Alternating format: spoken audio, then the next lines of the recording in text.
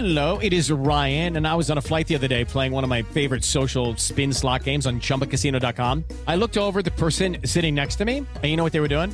They were also playing Chumba Casino. Coincidence? I think not. Everybody's loving having fun with it. Chumba Casino is home to hundreds of casino-style games that you can play for free anytime, anywhere, even at 30,000 feet. So sign up now at ChumbaCasino.com to claim your free welcome bonus. That's ChumbaCasino.com and live the Chumba life. No purchase necessary. VGW. Void were prohibited by law. See terms and conditions. 18+. This is VOCM Open Line. Call 709-273-5211 or 1-888-590-8626. The views and opinions of this program are not necessarily those of this station. The biggest conversation in Newfoundland and Labrador starts now. Here's VOCM Open Line host Paddy Daly. Well, all right, and good morning to you. Thank you very much for tuning into the program. It's Monday, June the 24th. This is Open Line. I'm your host, Paddy Daly, David Williams.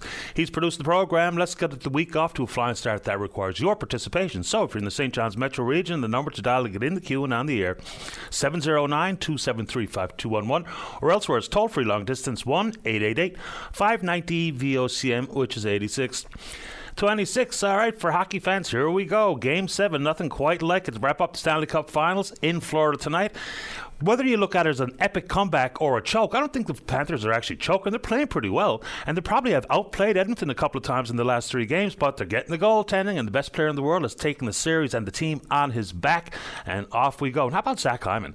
So the most goals in the playoffs by an active player is Zach Hyman. He's got 17 this playoff season. That's more than Crosby and Ovechkin, who scored 16 and 15 respectively in Stanley Cup playoffs past. So anyway, here we go. The Oilers, of course, last cup win in 1990, where they were an absolute dynasty, won 5 cups in 7 years. The Panthers' 3rd trip to the finals, no cups. You've heard me talking about Canada at the Men's Volleyball Nations League. I'm telling you, they look fantastic. Over the past weekend, easily secured a spot in the quarterfinals. They beat Brazil in straight sets. They beat the Netherlands. And now they're scheduled to take on Japan in the quarterfinals coming up on Thursday. That's number 9 in the world, Canada, versus number 3. Fantastic. And this story, what? So last week we were told there's going to be some sort of government soccer-related announcement coming. I didn't know. I had no earthly idea what it was going to be, but the government, to the tune of $171,000 over the course of 2 years, is going to be the front-of-the-shirt sponsor of Barrow AFC. It's a British soccer team playing the 4th division. I know that's not a huge sum of money, even though I'm surprised in the 4th division sponsor would cost that much, period, over in England. But how did this come to pass? You know, it's been touted as some sort of immigration draw, and millions of people will see Newfoundland and Labrador featured on the front of a professional soccer jersey. But what? It's just sort of a strange one out of nowhere. Now I know. Even the 4th division in England plays on Sky Sports, and I don't know what the viewership is like for it, but we're sponsoring a professional football team in England. Okay. I assume that's going to be in an effort to further the relationship between the province and, I guess, pro sports and pro soccer in England. Maybe see one of their games played at King George V or something along those lines. But this one kind of out of left field or out of nowhere for me. But we're in the sponsorship of British professional soccer. Okay. All right. I want to say good morning. Congratulations to all the members of the Atlantic Privateers. They played in the Coast to Coast Cup this past week in Halifax. Pretty prestigious event. Only 4 teams involved in it. The host, of course, would be the Privateers. Then there's the Toronto Arrows Academy, the Calgary Mavericks, and the Prairie Fire. Bunch of players from this province on the Atlantic Privateers, and they won it all. They beat Toronto 34-17 to be crowned this year's champion, and apparently the trophy comes in the form of an anchor. And J.S. Cook was the man of the match in the finals, and a bunch of guys from this province were on the team, so congratulations. Nice win there. And of course, we heard Tim Powers in with the VOCM Morning Show crew this morning, and he participated in the Telly 10 this past weekend. He broke his goal of 90 minutes, which is pretty good for a fellow of Tim's age, and of course all the bangs that his body would have taken over the years as a competitive athlete. But so 3,000 runners-ish, but you know, the Telly 10 is a long drive, let alone a long run, so 10 miles, 16 kilometers. And so this is the 96th year of the race. No surprise on the female side, Kate Baisley. Absolute beast. Kate Baisley comes in first place in the female category. That's her 8th Telly 10. And a young fella from Halifax named Callum Drever. He was here last year, participated in his first Telly 10, finished 2nd. This year he moves up 1 step to the top of the podium to win his Telly 10. So terrific. Just missed breaking 50 minutes. Pretty quick time. Okay, let's keep going. Good morning to everyone in Labrador, especially folks who have been evacuated from their homes in Churchill Falls, and to the crew that remains behind to keep the operations going at the hydro facility, some 40 crews strong. Looks like there was a fairly successful weekend in fighting the fire. They've kept it at bay, which is obviously very good news. So for the folks, whether it be in Happy Valley Goose Bay, who've opened their hearts and their homes to the evacuees, and or if you're an evacuee yourself, and or you just want to comment on what's happening, let's bring it forward here this morning. So apparently the town working on a fire break, which is going to take several days to complete. And you wonder, with the vulnerable nature of the hydro station, it's kind of a wonder why the fire break hadn't been worked on prior to a fire being broke out. So apparently there's two. One of concern that hasn't yet jumped the river, and hopefully never will, and another one that's apparently burning in the opposite direction, which is not quite the problem that they're having with that one big fire. But the two water bombers that came from Quebec gone back to Quebec to combat wildfires in their province. So thanks to everyone in Happy Valley Goose Bay for doing what they're doing for the evacuees. All right, so we thought it was going to happen last week, and after all of the careful consideration and the analysis of the science and ministerial approval, DFO late Friday afternoon on Twitter announced this year's dates for the recreational food fishery. And what do you know? Nothing changes. So it's going to open up on the 29th of June, ends on Monday, September the 2nd, and of course runs Saturday, Sunday, Monday, if you're so inclined. Then it comes back for the fall edition of the fishery on the 21st of September to the 29th of that month. And again, just 1 week prior to the fishery opening, the announcement comes. And look, I get it. For a lot of people listening to the program this morning, it's like, who really cares? And I got a couple of emails last week after people called about it saying, what are we whining about? We have a good idea what it's going to be. Yeah, but that's kind of not exactly the point. The point is that we wonder aloud why DFO sits on it every year like this. Last year they announced it on the 20th to open on the 1st of July, and this year they announced it 1 week prior to it actually opening. And of course the rules haven't changed, even though they're grey regarding 5 fish per person, 15 per boat, but there's apparently some exemptions that can be afforded to you if you have 5 people in a worthy craft and you all bring in 5. DFO really needs to be much more clear on that front, but anyway, there are the dates if you want to take them on or talk about it. And of course, obviously, the petition that was tabled by Conservative member Clifford Small from this province obviously didn't get any traction. I don't think I heard one peep from any of our 6 elected Liberal members of Parliament. But anyway, there are the dates, and let's go. We can talk about that or anything fishery related. There's also some folks who are offering some concerns regarding the transparency and the process for the current FFAW elections. There's a lot on the line if you remember that union. And I guess when we talk about the value of the fishery, there's a lot on the line regarding representation, leadership, whether it be at ASP and or the FFAW. I'm not going to dig too far into what somebody has told me or some of their level concerns. I will do a little bit more digging this afternoon and ask around for current and past members of leadership at the union about these issues. Maybe we can try to dig in not only a little further today, but expand on it tomorrow. Okay, stick with industry. So we knew this was going to be the case when there was an announcement from the provincial government on the 9th of April to give the green light, as far as the province is concerned, to World Energy GH2 and their proposed wind project, of course, on the Port-au-Port Peninsula. So there was an opportunity for people to appeal. If you were the so-called aggrieved person, you had 60 days to submit an appeal to the minister, and the minister had up to 30 days upon receipt to either speak to, consider or reject the appeal, and all appeals, and we don't know how many were put forward, but all have been rejected. You know full well, and it doesn't take an expert to read between the lines here, the province is in. Plain and simple. They're in on these wind to hydrogen ammonia plays, and of course we're not the domestic market for it. It's all for export, which is a concern in some corners. So whether you're all in or all out as an individual here, all the appeals have been rejected. The news story also goes on to say, we're wondering from the minister's office, what does that mean insofar as next steps? Well, I guess all the provincial steps have been taken. And whether or not you think they're appropriate and or lucrative enough, whether it be about the regulations that are currently in play, the royalty regime that's been struck, whether it be for water usage and Crown land lease or what have you, and final investment decision pretty much at this stage just depends on where the federal government is. And now the federal government also all in on these particular projects. We have heard from Minister Seamus O'Regan on these proposals, and he's certainly very optimistic or bullish on them. So the final investment decision, a couple of things. It's going to depend on the definition of green, of course, because there's a long way between a 15% tax subsidy and a 40% tax subsidy, and we hope that this definition is pretty tight and pretty firm. And what I mean by that is, access to hydroelectricity here versus the amount of coal-fired and coke-fired generation in Nova Scotia, two vastly different issues. But here we go. So I guess it depends now on that moving target, and or, of course, the ability to raise the capital. And for World Energy GH2, they're talking about somewhere between $12 and $14 billion if all three phases come to bear. And of course, they are also in the business now of trying to negotiate contracts. They're looking at 10 years minimum on the other side, notably in Germany, which seems to be the key focus of all of these types of proposals. But all the appeals against this project have been rejected. Let's talk about it. Okay, so here's a few details leading up to Memorial Day, of course, a week from today. And so there's going to be an opportunity for people not only to tell their story. Let's start with that. So people are being invited, if you have any connection to the Royal Newfoundland Regiment, period, coming up on next Sunday afternoon at the Royal Canadian Legion down in Pleasantville. They're encouraging people to come forward and tell your stories.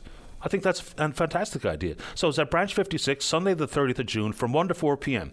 So there will be people on hand to document the story. So whether you bring your story, pictures, or mementos, if you're so inclined, that's going to take place next Sunday, Sunday coming, at the Branch 56 of the Royal Canadian Legion.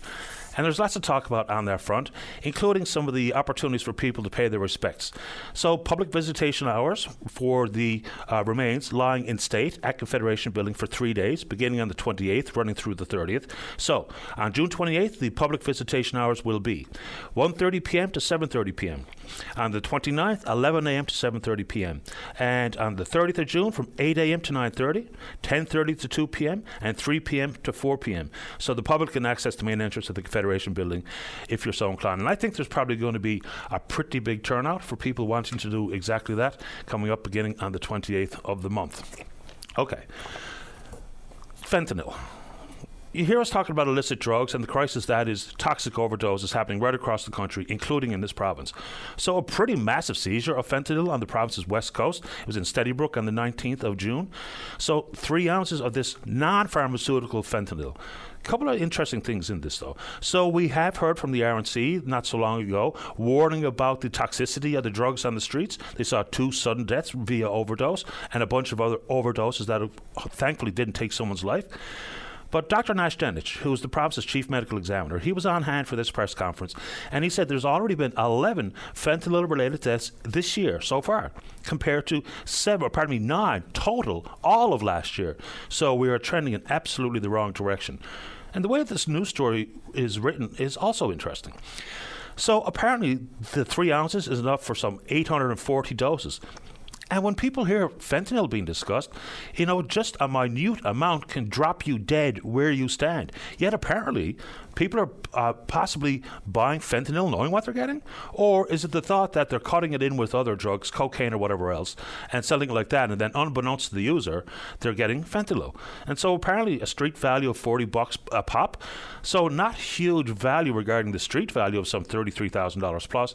But when you link it to the number of deaths that we're seeing right across the province, including the 2 sudden deaths in Corner Brook, then we've got ourselves a potential problem. And of course, as always is the case, they talk about items consistent with drug trafficking, $22,000 of cash, cocaine, methamphetamines, and in the world of cocaine, I think there were 16 ounces of cocaine that were seized at that one particular issue. And we know fentanyl and this type of drug use has gone all the way to naloxone kits being put in junior and senior high. And if you go to the government's website, you can get information about all the distribution centers for the naloxone. But interestingly, naloxone, one injection can indeed save you from an opioid overdose, but with fentanyl, you need multiple injections. So, of course, again, this is not enabling. This is just for the purpose of information so that people know that if they have these types of habits, you could be putting yourself in dire risk. Of course, it doesn't take fentanyl to kill you when we talk about these drugs, but fentanyl can absolutely be lethal. First-time exposure could be the end of the day for you, so let's talk about it. All right, let's go to education. Just mentioned junior, senior high. This past week, there was a number of teachers that were recognised by the province for excellence in the classroom, outstanding work in their field, and teachers don't get enough credit, in my personal opinion. So this year's recipients of the Premier's Award for Innovation in Teaching were Christina Manning of Holy Trinity Elementary down in Torbay, Laura Elliott of Forest Park Primary in Grand Falls, Windsor.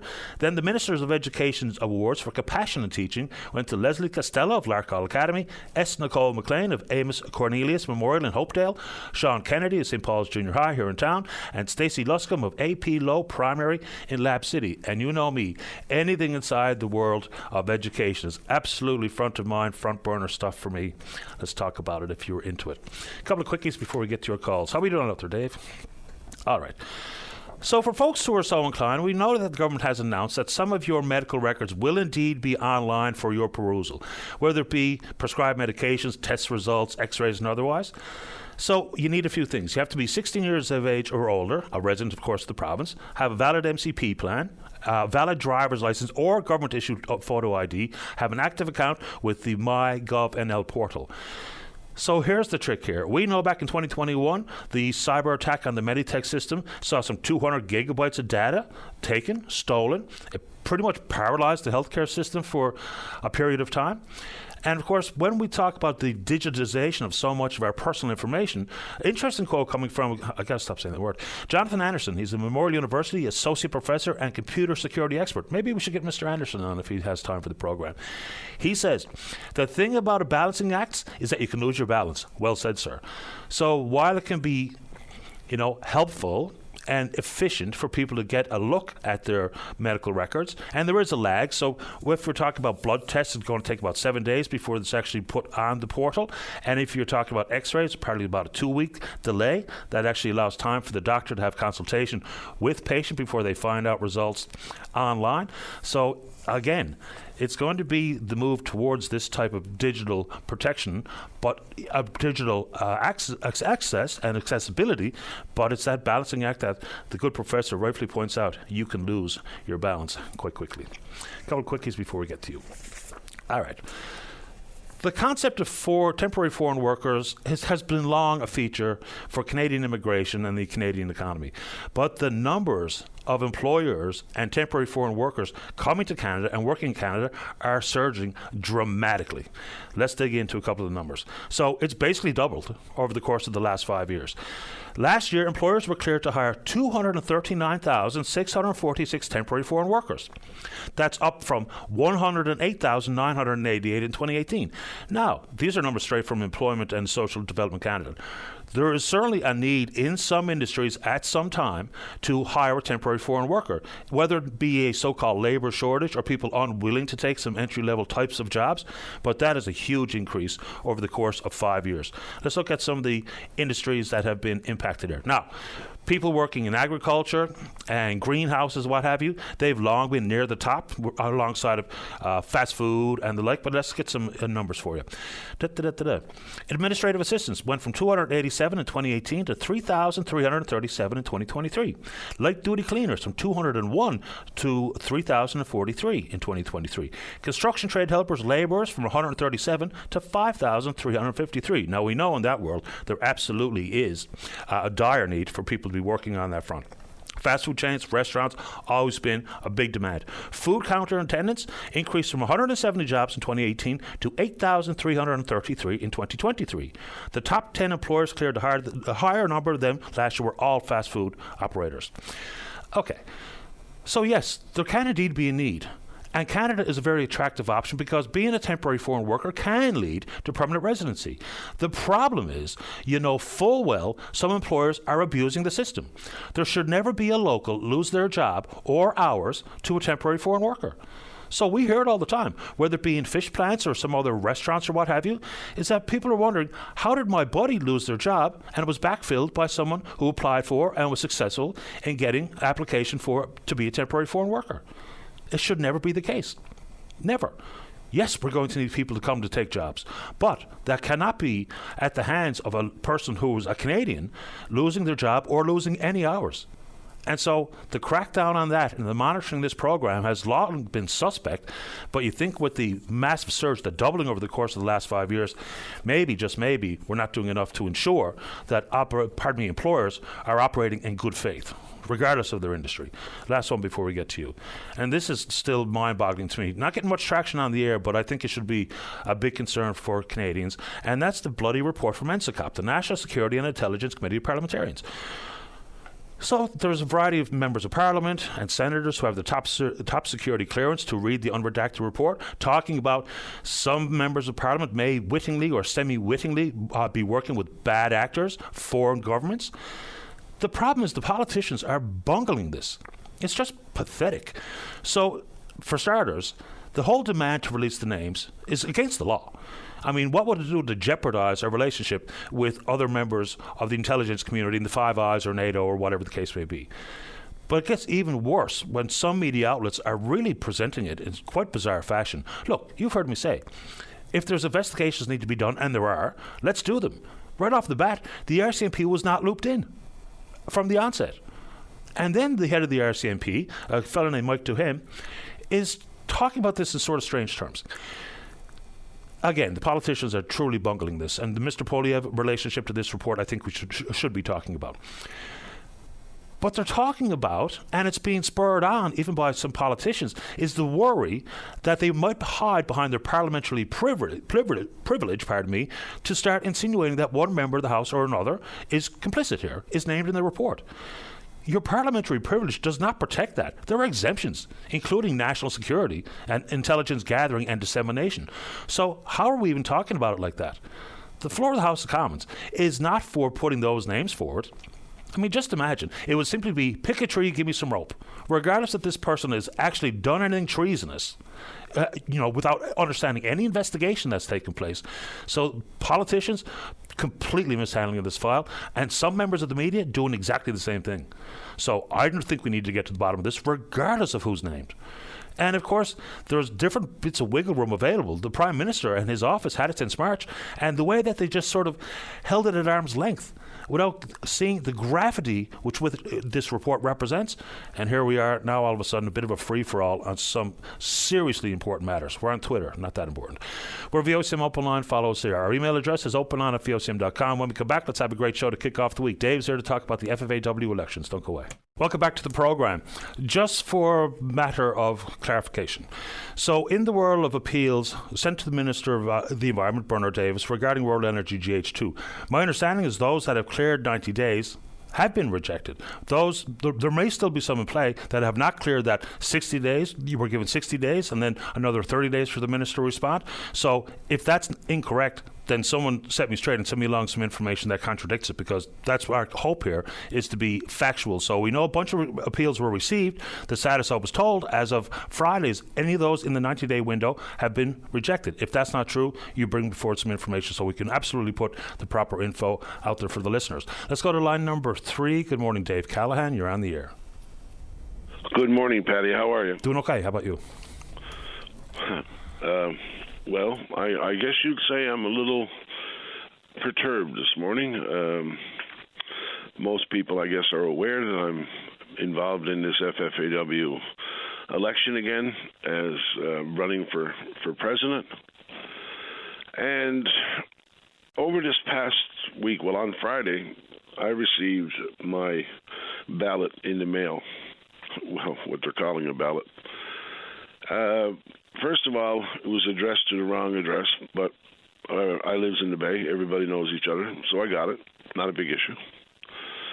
When I opened it up, I looked at the actual contents, which included a ballot, a return envelope, and a letter describing the process. One of the things that was supposed to be done, and I guess you would think that they intended it to be that way because it was actually written as such. There was supposed to be third-party audited. Now, the situation with these ballots, and I reached out to Jerry Earl. I'm hoping to talk to him this morning, but I did get contacted by somebody that's quite involved with NAPE voting and other union people, actually, a couple more, but one in particular that's directly involved with the election process with NAPE. First of all, we have unnumbered ballots that are is basically a sheet of paper that's easily duplicated. Second of all, there's no information. There's none of it. They don't ask for voters' information. There's no members' numbers. There's nothing. It's a ballot where you put an X. It's just a piece of paper. The third-party audit said that the FFAW elections were going to be conducted by the union's constitution. The executive board elections are conducted by mailed secret ballot. Return ballots are supposed to be mailed to a third-party auditor. Well, it turns out that they're not. The return envelope, these ballots go back to the Elections Committee office, who has it in their hands for about 5 days before these ballots will get counted by the union's accountants. I don't know how that's third party or at arm's length either, but Quinlan, Boland, and Barrett are the firm that's supposed to be doing the counting. That won't be until the 24th. Everything is in and due by the 18th of July. So, in terms of this being perceived by the membership as a fair and open process, I haven't seen anybody yet that thinks that it is. I've even gone out and I've asked many of the other candidates. One in particular got back to me, and I knew what his response would be anyway. He's not for it. He's against it altogether. Of course, now the other couple of candidates are probably limited in what they can say because they're direct employees of the FFAW. They were put in place by the FFAW, and I'm still pretty sure that there's only so much that they can say. So I won't put them on the place on the hot spot. I'm not going to name who they are, but people know this. But this is the most bogus thing that I've ever seen. Now, I don't know if it's illegal, but it's certainly unethical. I mean, there's no way you can have faith in this election the way that this is being ran. But that doesn't surprise me. The last time that I lost, which was when it was just for the president's run, the fellow that won, his wife was the returning officer, the chair of the elections committee. So it's not as though the FFAW is used to being able to say in transparency and fairness that their elections are ran any differently than the way that they run the negotiations for pricing on everything that's failed so far this year, from Capelin to most recently shrimp. Fact of the matter remains, the FFAW does everything in its power to maintain ultimate control. You'd have to question, why is that? What are you so worried about giving up the reins or control? Well, I guess they might know, and they can be guaranteed that if I should be lucky enough to take that seat, that the first thing that I'll be doing with the FFAW is pulling an audit. And I can guarantee you it won't be done by the FFAW's accountants or their third-party auditors. I can't believe that an accountancy firm would be even participating in something the likes of this that is so important. I mean, the running of this union literally comes down to millions upon millions of dollars that affect every member, every enterprise in this province, every member that's not related to the fishing that you seldom hear from, you really don't hear much about, but they're everywhere from the beverage industry to the hotel industry. Their voices are seldom heard, and I haven't heard too much that the union actually does a lot with the other sectors. All you ever hear tell of is the fishery, but believe me, the other sectors don't want to be represented in any way, shape, or form that represents the way that this union treats its members and the way that it handles things such as precious elections. I mean, this should be the say of the people. This should be the members' chance to vote, the members' chance to have their say. But it's quite obviously set up to be something else. Well, let's talk it through a little bit. Hold on. Yeah. Okay, so there's a couple of interesting points here because the ballots need to be secret. So if you put your union number on a ballot, then of course people know who you voted for, which is a problem when we're trying to keep the people's identity protected here. So how would you indicate that this is a valid ballot? Would not the return envelope be helpful on that front? Because you're 100% right. I've seen a screen grab of the ballot. It's just a piece of paper. I could go down the hall of the copy machine and make a dozen if I saw fit. But how do you suggest this could be done to ensure that it's one ballot per person? And that's a legitimate question, because when we try to protect people's identity, like if I go vote at a polling station, I give them my name or my voter card, they cross me off the list, and that's it. That's the only opportunity I get to vote. And mail-in ballots can be problematic if they're not handled properly, whether it be wrong address or someone has moved and you're maybe not even eligible to vote based on your age and or whether or not you're an actual citizen. So how do you think we can identify people to ensure accuracy in this particular election at the FFAW? Well, I have always been a proponent and a fan of in-person voting. I mean, every area in this union's riding has like inshore councils and stuff, and they certainly have enough money to be able to run a proper election. One of the things that I think could be done, first of all, is we should know exactly the membership list, which they deny to give to nobody, because that makes it too easy for others to be able to campaign against them. I found that out the last time around. I couldn't even get my hands on the members list who was voting from the inshore and the offshore council. They wouldn't give it to me. I was offered 5 minutes after I argued for it to show up for to have a Zoom conference. I was told I'd have 5 minutes if I drove across the island, and then I had to leave the building. I could go in, talk to the people that were voting, and then leave. The fellow that won got up and spieled off for 30 or 40 minutes, and then not long after that, Richard Cashin came up to anoint them. Absolutely don't follow the rules they set unless it works for them. And the fact of the matter is that nothing works for this membership, right down to the way that not only they're handling these, shall we say, elections, but the manipulation and everything that's involved with it. If they wanted the faith of the membership, they should at least try to remove some of the doubts, some of the complaints that have been lodged against this. I mean, there are members to this day that still don't have a ballot, and some of them have had it over a week. The fact of the matter remains that when I spoke to a very, very involved person in things like NAPES elections, they are ran very, very well. The members' numbers are ID'd. They're certainly not used against them by the union afterwards. I mean, if I went to Elections Canada, and when we were holding a provincial election, they'd ask me for my driver's license or something, and as you said, they'd cross me off that list. The list doesn't exist. We don't even know how many people can vote. The fact of the matter is, the greatest way ever to maintain the control and the influence over the rest of this union, while just a very few people benefit from anything that the FFAW is doing, it may somewhat benefit the few, but the many get left out of that picture altogether. And I mean, it's obvious with the things that you're hearing from different parts of the provinces, the different parts of the fishery, different species. Their problems are all the same. Nothing's ever been done or faced about trying to make things right. 30 cents a pound down for capelin. Well, I think if you went to the store, most candies are 25 cents, and you don't have to spend $10,000 or $15,000 worth of diesel to go get that candy. 30 cents a pound, less than people were paying for the resource back in the 80s. It's absolutely unreal.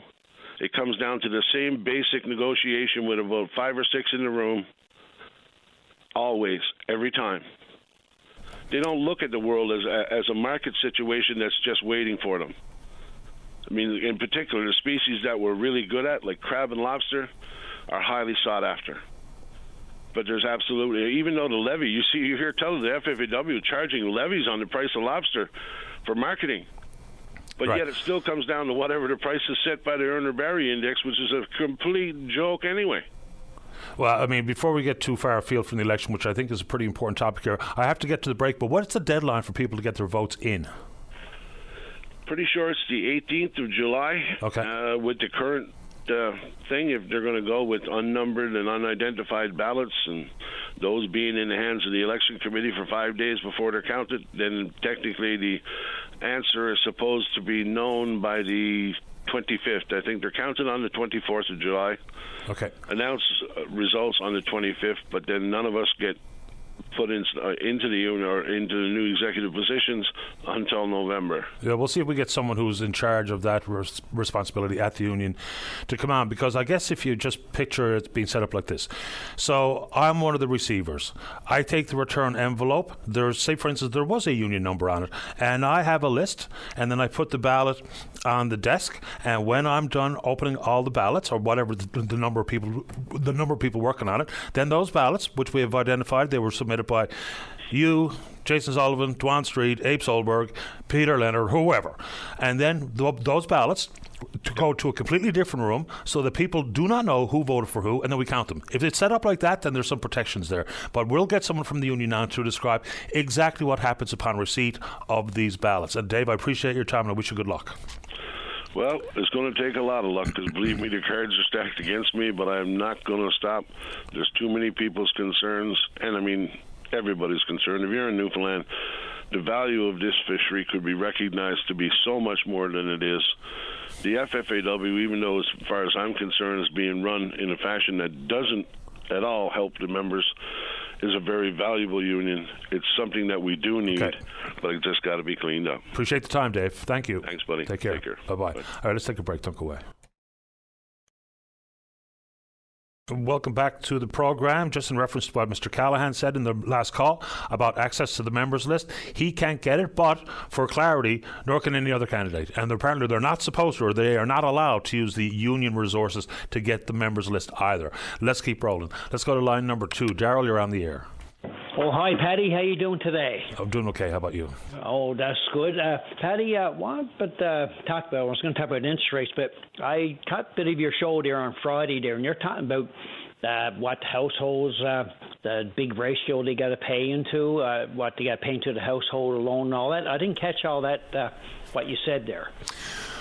Well, it was a renter's report based on what percentage of your income you have to pay on housing. And so the window that is the so-called target is 30%. You know, anything more than that, then you probably have a housing problem.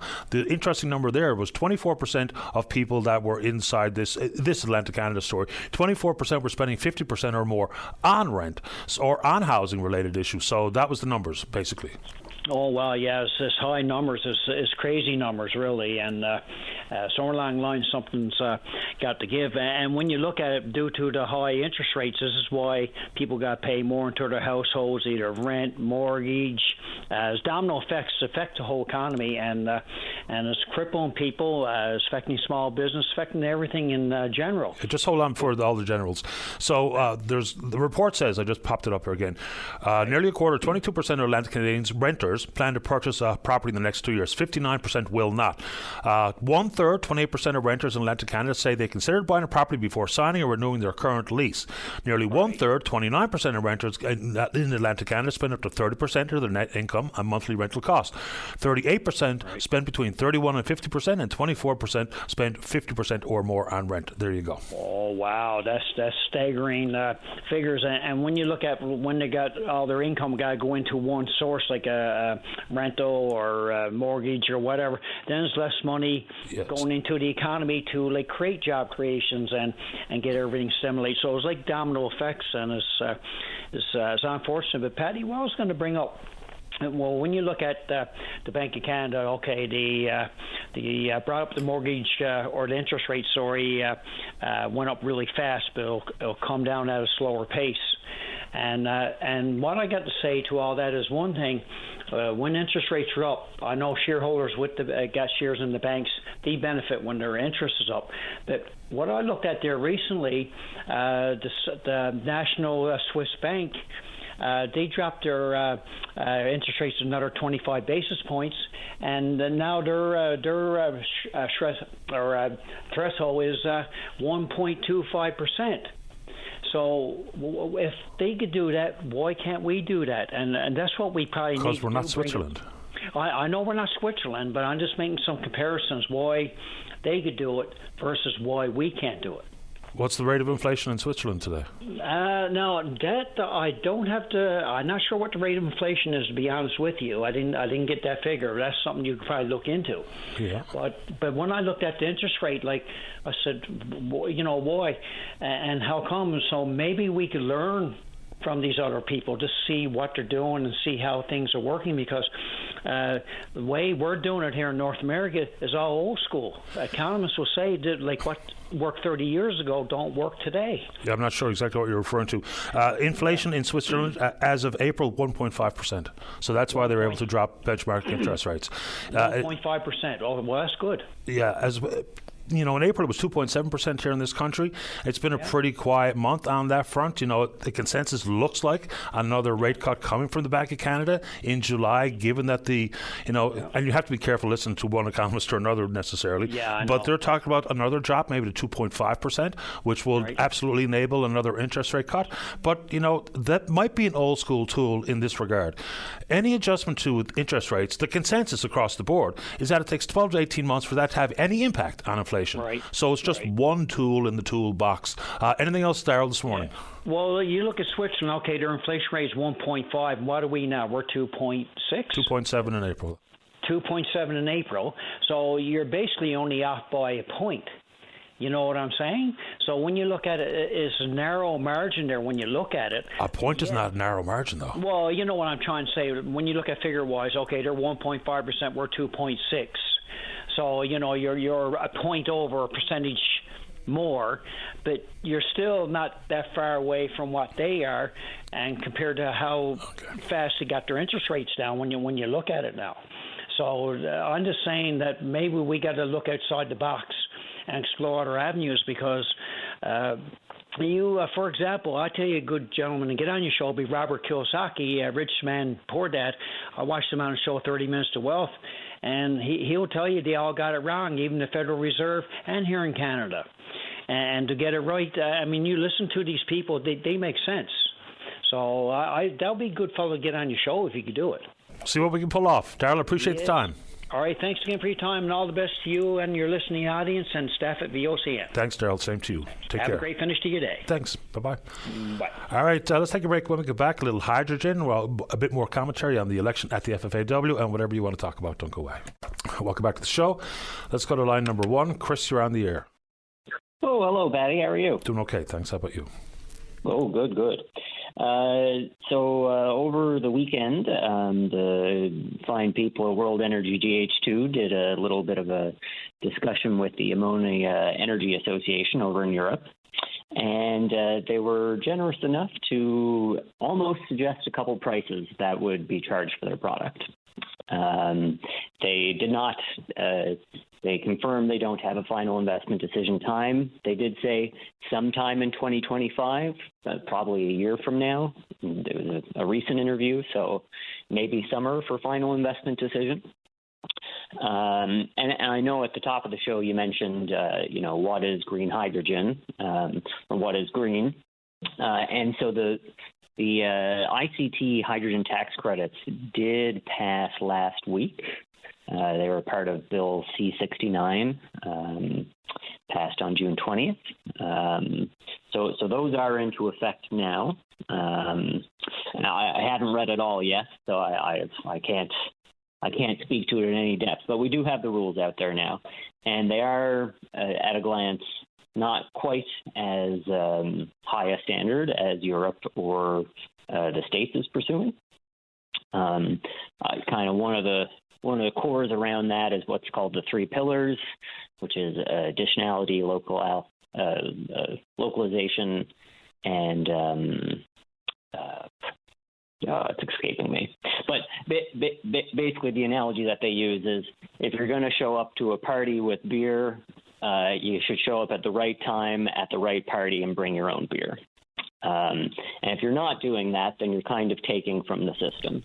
And so there is work being done to make sure hydrogen isn't sapping good, clean energy from the grid, because if it does that, well, then just other fossil fuels will be burned elsewhere. But concerningly, they say that additional power is any power that was established after November the 3rd, 2022. So we don't really have additionality rules. And excuse the ignorance, but why would that be important? Not ignorance at all, Patty. It's incredibly in the weeds. So if you build a green hydrogen product and you don't have sufficient electricity yourself, then you need to buy it from the grid or some other operator. And if you are buying it from that operator, then you are suddenly impacting the net demand of that system. And most systems will replace demand with fossil fuels. And so even here, we have much hydrogen, even though the last few months since the Lil went down, we've been running about 15% on hydrocarbons. So that would mean that the new generation that's coming from the grid would be maybe not eligible, which is, maybe a problem for them. But if it was somewhere in Nova Scotia or Ontario or wherever, unless it's from a new power source, ideally that they built themselves, you're really just taking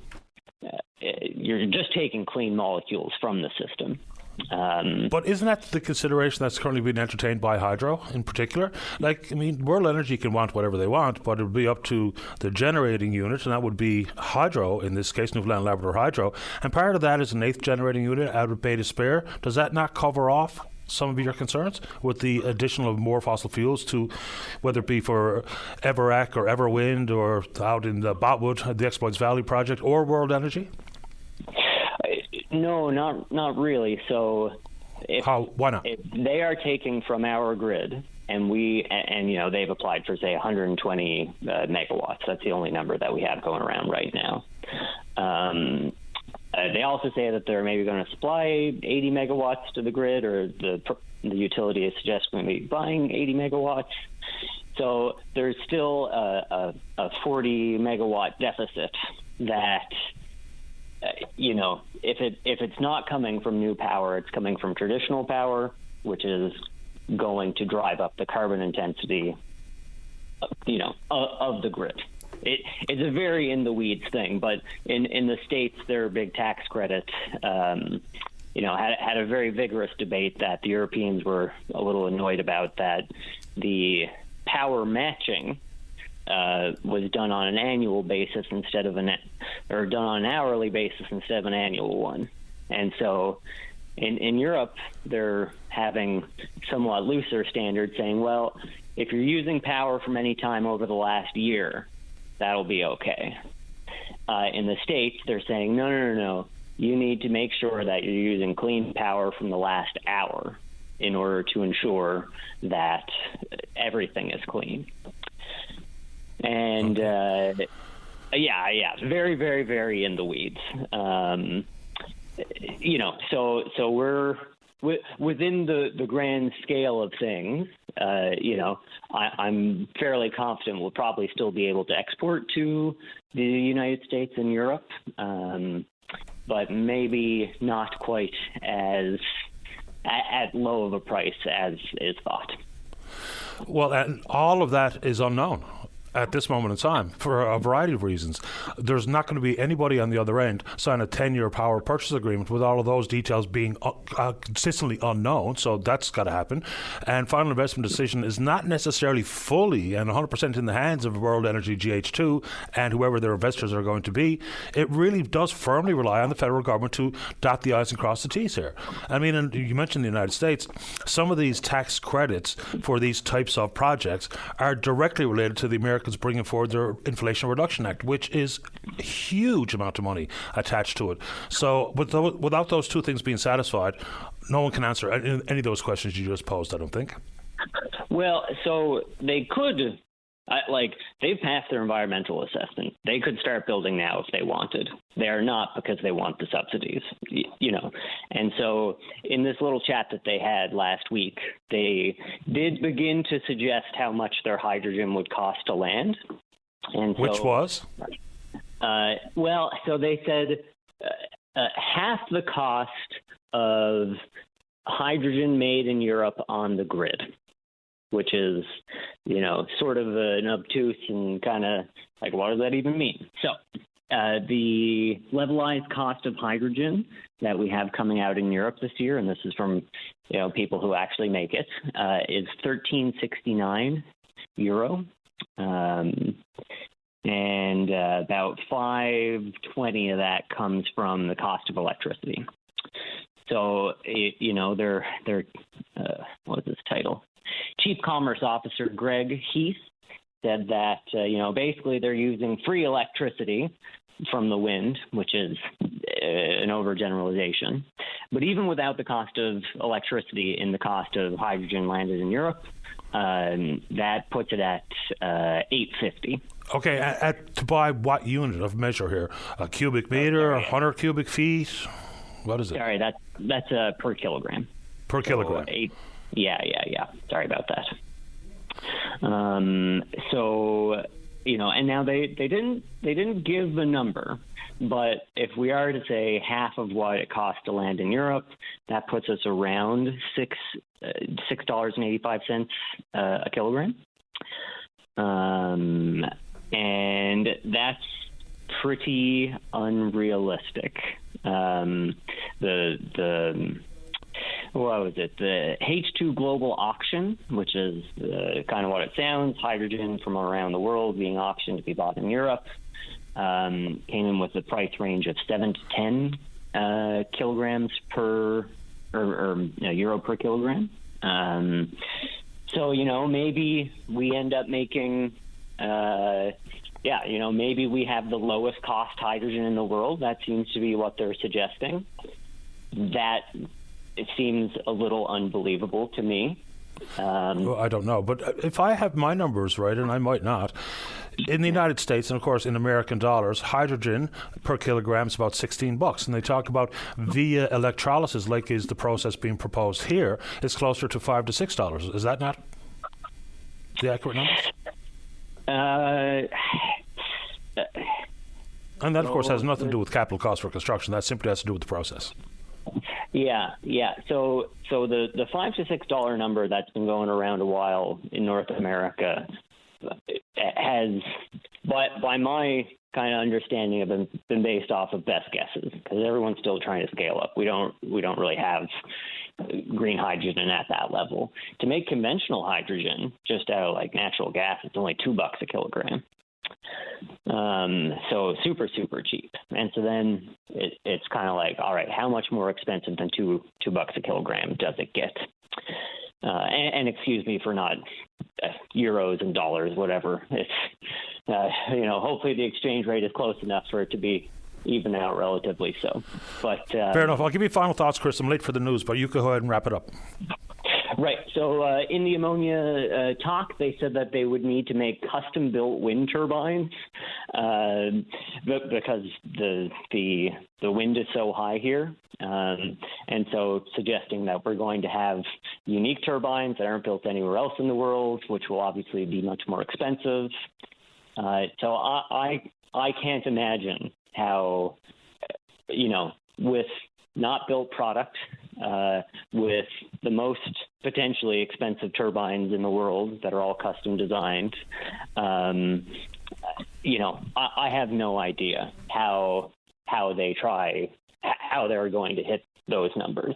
Now, I would love to hear from them, and please correct me if it's not $6 or $7 a kilogram to land it in Europe. Perhaps I misunderstood the statements by Mr. Heath, but I stand to be corrected, and I would love to hear an explanation of how that all works. I appreciate the time, Chris. Thank you. Appreciate you, Patty. Have a good day. You too. Bye-bye. All right, let's go ahead and take a break. When we come back, we're going to talk about some hearings ongoing at the PUB. Peter's there to talk about the FAW election and then Harbour Voices. Don't go away. Welcome back to the show. Let's go to line number 4. Peter, you're on the air. Morning, Patty. Morning to you. Patty, I'd just like to say about the ballots that was mailed out by the election committee of the FFAW and not being numbered. I know you heard about this already, I believe, because Dave Callahan was under this morning, and good luck to Dave, but I'm supporting Dawn Street. And I don't know why, like an organization like the FFAW have no respect for the members and do something like this, no way to identify their ballot, with a simple they could start off at a 001 and go on to the number of ballots that they printed. And it just shows like they got no respect for the membership, their vote. And it's almost as bad as when I ran against Dave Dickers a few years back when they sent out the see-through envelopes. And, like someone was going to have to explain that to the membership why they would do something like that. And my suggestion is recall the ballots, number them, and then send them out again to the membership. It's the only way to make this right, Paddy. We're always coming up with a way to do things that doesn't look legal and probably isn't legal, so that candidate of their choice will win the election. It's something like I'm not surprised they don't come up like Joey Smallwood and burn the ballots of flowers go. Yeah. We've requested some time with the Elections Committee chair on this program this morning, someone from the union, to talk about election integrity, because obviously it's important. Of course it is. And yes, and it takes away the membership right to put a candidate in there of their choice. Like right now, I know this morning, I know over the weekend, talking to various places like St. Lawrence and the Aronscove area, the plant workers in those particular areas, OCI and Icewater, there's a lot of support for Dewan Street in that area. And I haven't spoken to fish harvesters who is not supporter, because she's probably the only one that's going to turn this into an election and not being endorsed by the executive or past executive of the FFAW. And it's the only chance the fish harvesters had to vote for somebody that wasn't already elected before the election. So, I'm not a candidate not having access to the union members. Well, and that got to do with paid-up union members too. Like somebody like me, if I was running again against anybody in the executive position, they would have access to like Dave Decker back then, he had access to all the membership, but I might be on the phone day and night or going to people and talking to people who wasn't paid up and who wouldn't receive a ballot anyway, so it's a big disadvantage there also, But apparently nobody has access to the membership list. Well, Paddy, I'm not the sharpest knife in the drawer, but I kind of beg to differ on that one. If you're inside of those sacred walls, and anyway, I just like to say that, and like I said again, there's a lot of members. There's not only me. It's been on the go since the ballots came out, but I can't see for the like of me why the inshore council members representing those harvesters and those plant workers and the shop stewards is in the plants and where have you on offshore trawlers. I can't see for the like of me why they're not on here this morning, and someone like me got to come on and tell the story. No, I feel obligated to do it because, in a democracy, to let this pass by, it's so unfair. And for the unknown soldier, they fought for democracy. They fought to give you the right to vote. But, seems like the FFAW this morning is taking that right away from you. And all the best to all candidates, but, I put 100% support behind Dewan Street. And if I says Don, I'm sorry, but anyway, Dewan Street is the person for their job. And even though, the weekend is there, Paddy, and the rumor has it now, there's no place for a woman to be president of a fisherman's union.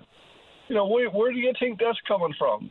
I couldn't see in 2024 how somebody could say something like that. Go ahead, I'm sorry. Those types of comments are going to be a long, long time part of the public discourse, unfortunately so. I mean, if we're talking, I'm not supporting one candidate or another, and it's not my position, nor do I get a vote.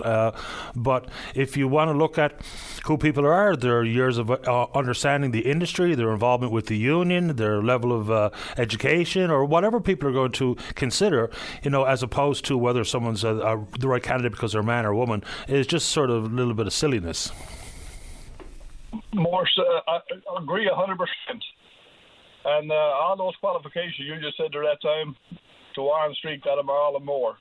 Anyway, Paddy, if the union don't call in, or the election committee, and make this right, I can't see it. And you only can invite them on. It's up to them to come on. Anyway, Paddy, thanks for your call this morning, and we can continue listening to your show.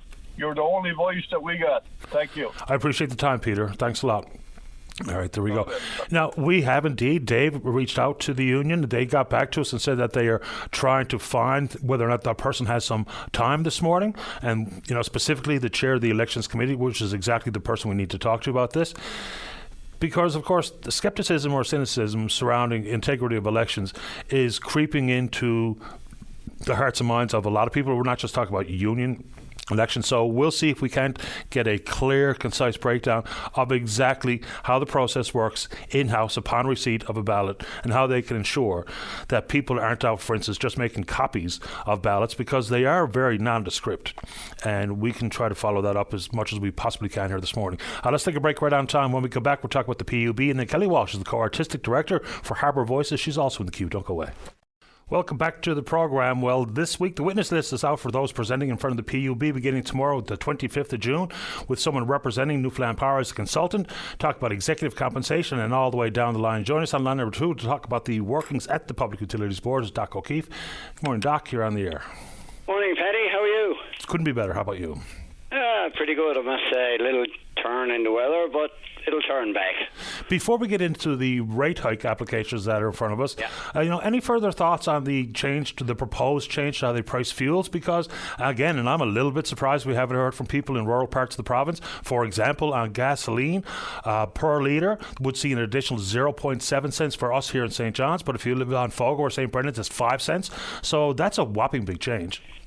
Or change back. And I'm surprised too, really. There hasn't been a lot of reaction yet in that regard. And in regard to some of the other recommendations of the review document, which was done by Calibrate, not done at the request of the PUB, of course, following a request from the provincial government. So, the Calibrate, let's call it the report is in, and it makes a series of recommendations, one of which you just referred to. And, it is kind of surprising.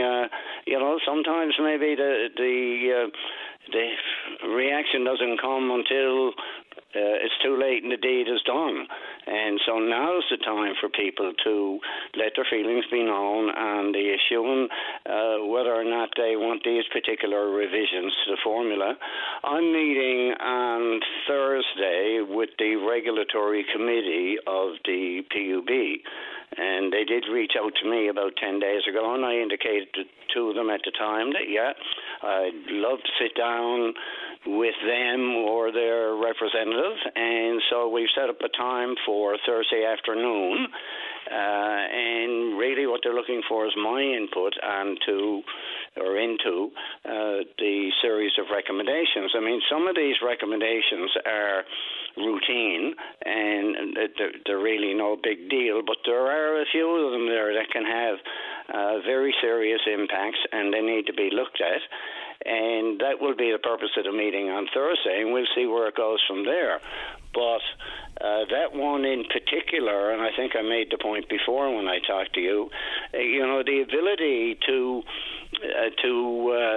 determine the relationship of the price of fuel in a rural community or any community, it could be St. John's, but let's talk about a rural community, the ability to make adjustments is already within the power of the PUB. So why they're going down this other road additionally, I don't know, because They can make changes by order of the PUB under the zone differential, where the province is divided into zones based upon geography, or the total allowable markup. So, the ability to adjust is there. Additionally, this other impact that would take place up to 6 or 7 or more cents on rural communities, which is a levy because they are rural. I mean, that's the injustice right here now, because this is going to be a double whammy. Now, of course, it stands to reason that the cost of transport fuels far afield does indeed have a price implication, but that's a whopping big difference. It's strange. A decade ago, it was not uncommon to see a big difference in price between, say, St. John's, even as close as Clarendon. And then, of course, things leveled off much more, which I was really unsure as to how and why that was happening. But now this proposal is going to put us right back to that real distinct fluctuation in price. Yeah, and my point when I meet on Thursday is going to be that if you go back to the beginning of the whole issue of regulation and by the consumer group for fair gas prices, you just have to look at the title of that group, the consumer group for fair gasoline prices, and that's because up to that time the control of the prices was entirely in the hands of the industry, and so consumers like you and I and every other consumer really had no input into it. It could be a Monday or a Tuesday or a Sunday, and all of a sudden the prices went up. All of that changed when we brought in regulation, and the whole issue of regulation was based on price fairness to everybody, and that includes the retailer, the wholesaler, and the industry. So if we set that as our goal, then any formula that is arrived at should be aimed at achieving still that particular goal, unless that has changed. Unless that has changed is a good question. And you said there's some really serious ramifications that you want to talk about with the committee. Can you give me an example? Or have you already articulated them? Well, for example, I think this extraordinary price mechanism that we went through in the past year, where we had prices set on a Thursday and then early Friday morning prices changed. And some consumers were left out in the cold because all of a sudden, unbeknownst to them, they filled up on a Thursday because the price was set on Thursday, and then early Friday morning the price changed again. Yeah. And a lot of people were really hurt economically. So I agree that the price has to reflect a whole lot of global conditions. I mean, we can't argue against that. There may very well be, at different times, aberrations in the change of world conditions leading to a change of prices either up or down. But the issue is developing an appropriate formula to make these extraordinary adjustments, because this past year they kept coming at consumers almost like on a regular basis. It was like, hey, we don't have a formula anymore. All we have are these abrupt changes following the setting of the price under the formula. And people became visibly upset. So if you come back to the purpose of regulation, one of the things that had a serious impact on people this year was that extraordinary formula and how it was achieved.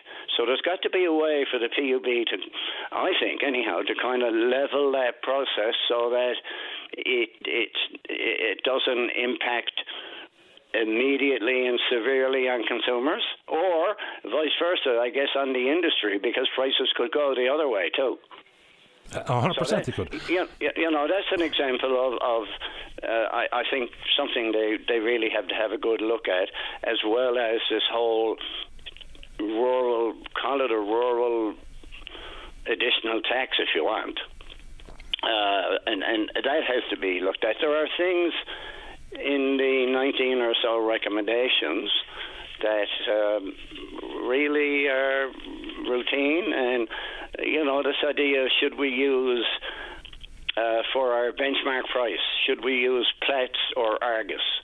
And their argument is, well, we've used Platts now for X number of years, so let's change and go and get our data from Argus to fall in line with the other Atlantic provinces. Well, okay, I mean, you want to do that? There's really no reason to do it. There's really no reason not to do it. Just because they do it in Nova Scotia doesn't mean we have to use the same firm here. But if you want to, and there's a good reason behind it, then do it. I can't imagine. It's not going to have an impact on the public to any great deal. Yeah, I can't imagine there's going to be a huge difference between Platts or Argus, would there be? Yeah, I don't think so. I doubt it. And I mean, they say, Calibrate says in their recommendation, we'll do this to be consistent with the other Atlantic provinces. They don't say you got to do this because the data supplied by Argus is much better than that supplied by Platts. What they're saying is, let's make this change so that we fall in line with the other Atlantic provinces. Yeah, well, you know, if there's a benefit, fine. If there's any kind of big disadvantage, no. But that's an interesting point and argument, because maybe, just maybe, that's being considered because people were wondering how and why it's so different, whether it be the fluctuation in price or the interruption formula being utilised here. Maybe it has something to do with the benchmark numbers I get from Platts or Argus. So when people were saying, well, how come it's so different across Atlantic Canada? And I guess the PUB hears it and says, okay, this is what you want, here you go. We're going to be the same. Now, if that has a negative connotation, of course, obviously a mistake on behalf of the consumers. But final thoughts, Dennis, before I sneak another call in here. One other thought, Paddy, and I just asked you this question because I don't know the answer. And you mentioned it this morning. The wind energy project and the appeals that have gone in to Minister Davis. Yep. And, you know, the rumours out there, and I think I heard you speak to it this morning. I probably shouldn't have spoken to them. Whether or not they've all been turned down. Well, a couple of things, and for the purpose of clarity, is the actual deadline for that final announcement is not yet, but of course the rumbles is that the province has been quite clear. Look, it doesn't take anybody who's got some intimate industry knowledge to know that the province seems quite bullish on it. That's how they talk about it, and so appeals, I mean, even just look at the federal government. They were unwilling to trigger a federal environmental assessment, of course, which would have came with intervener status and some money to hire experts if you're opposed to the project. So reading the current water on the beans is quite clearly that it looks like if the money can be raised and the definition hits their targets insofar as what constitutes green, that it looks like the projects are going to happen. So I suppose I should be hesitant to be involved in the rumour mill, but the rumour mill is pretty loud. Well, I won't keep you only another 30 seconds. My feeling on it is Minister Bernard Davis needs to come clean on what's happening to the appeals, whether or not they're being duly processed, and what the result of each appeal is, rather than leaving all of us here behind some wall of mystery. Well, they have to offer a formal response to the appeal so people will know what kind of consideration was offered to their appeal, however many there are in place. And the deadline for the minister to respond is not quite yet. So that's the fair, accurate information. I'm generally not in the business of entertaining rumour mill kind of stuff, but anyway, there's no reason to think at this moment, given what we know, is that unless there's an appeal that has uncovered some ground that has not been considered at this moment in time, involved in the environmental assessment, maybe, just maybe, that they'll be forced to go back to the drawing board, but I guess we'll all find out at the same time. I appreciate this, Doc. Thanks a lot. Thanks, Freddie. Take care. You too. Bye-bye. Bye. All right, there you go. Well, I go to Kelly before the break. She's been there for a little while. Let's go to line number 3. Say good morning to the co-artistic director for Harbour Voices. That's Kelly Walsh. Good morning, Kelly. You're on the air. Hi, good morning. How are you? I'm well, thanks. How about you? I'm really good. I'm getting very excited as we've got about 1,400 people ready to come in just a few days to this big festival. Yeah, beginning on the 29th of this month, running through the 4th of July. Before we get into Harbour Voices, how were the Shalloway auditions? Oh, I'm so glad you remembered. They're really fabulous. We had about 60 kids come out to the first round of auditions, and now we've got other people signed up for the end of August. So fabulous to hear all these young, gorgeous young singers. Any surprising gems?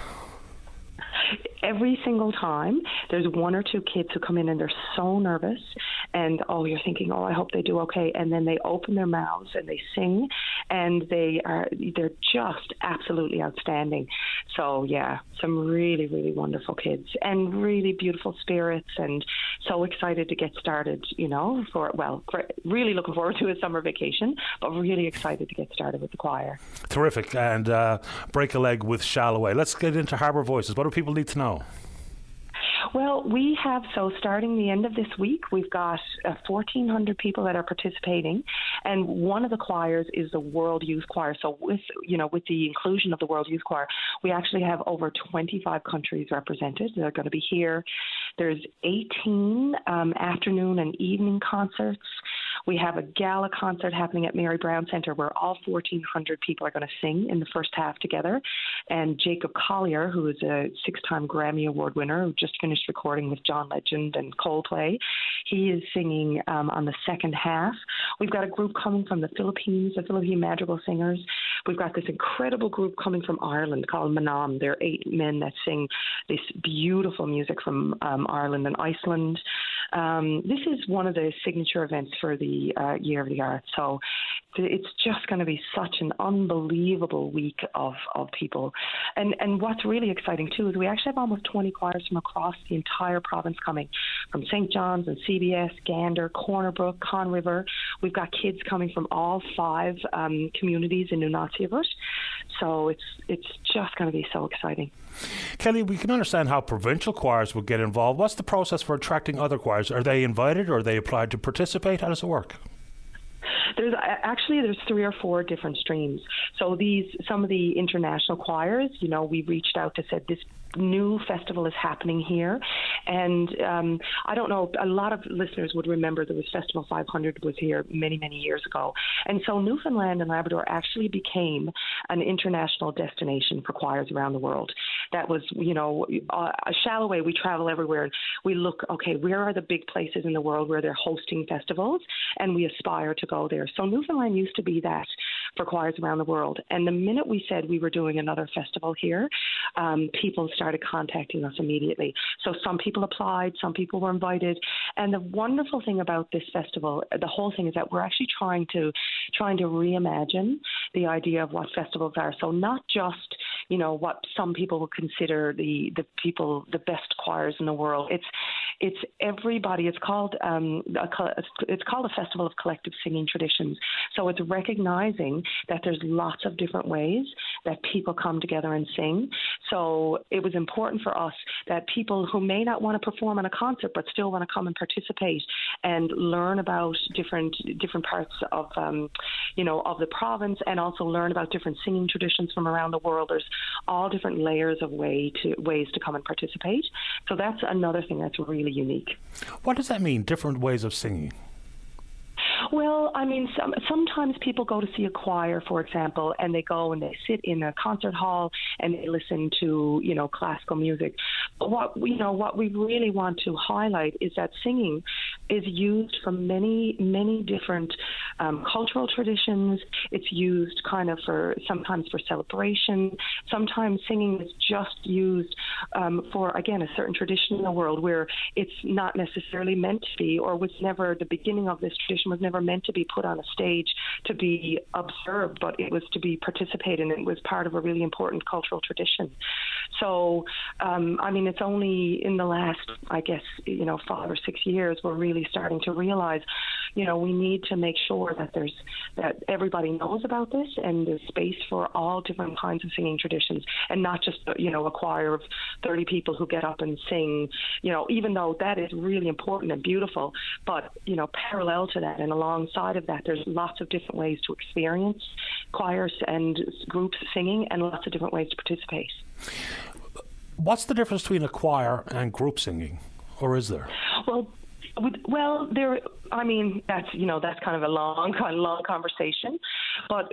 For example, group singing may be people who they don't read music. They are singing for a ceremony. They're coming together to honor something, and not necessarily do they have an audience. Choirs generally come together and they perform and they rehearse and they practice and they get ready to be on the stage, and then there's an audience. So, in some cases, sometimes we're highlighting the fact that people can come together to sing for reasons other than just being on stage and trying to get the perfect notes or trying to get the exact words to something. So it's really saying there's lots of different ways for people to come together and sing collectively. I mean, if you think about everybody singing when we sing, the national anthem or the Ode to Newfoundland, like that is a form of collective singing. It's not a choir, but it is us collectively using our voices for a really important purpose. Kelly, enjoy the festival, and thank you for making time. What do people need to know if they want to not only get involved, possibly, but to attend some of these concerts? To attend?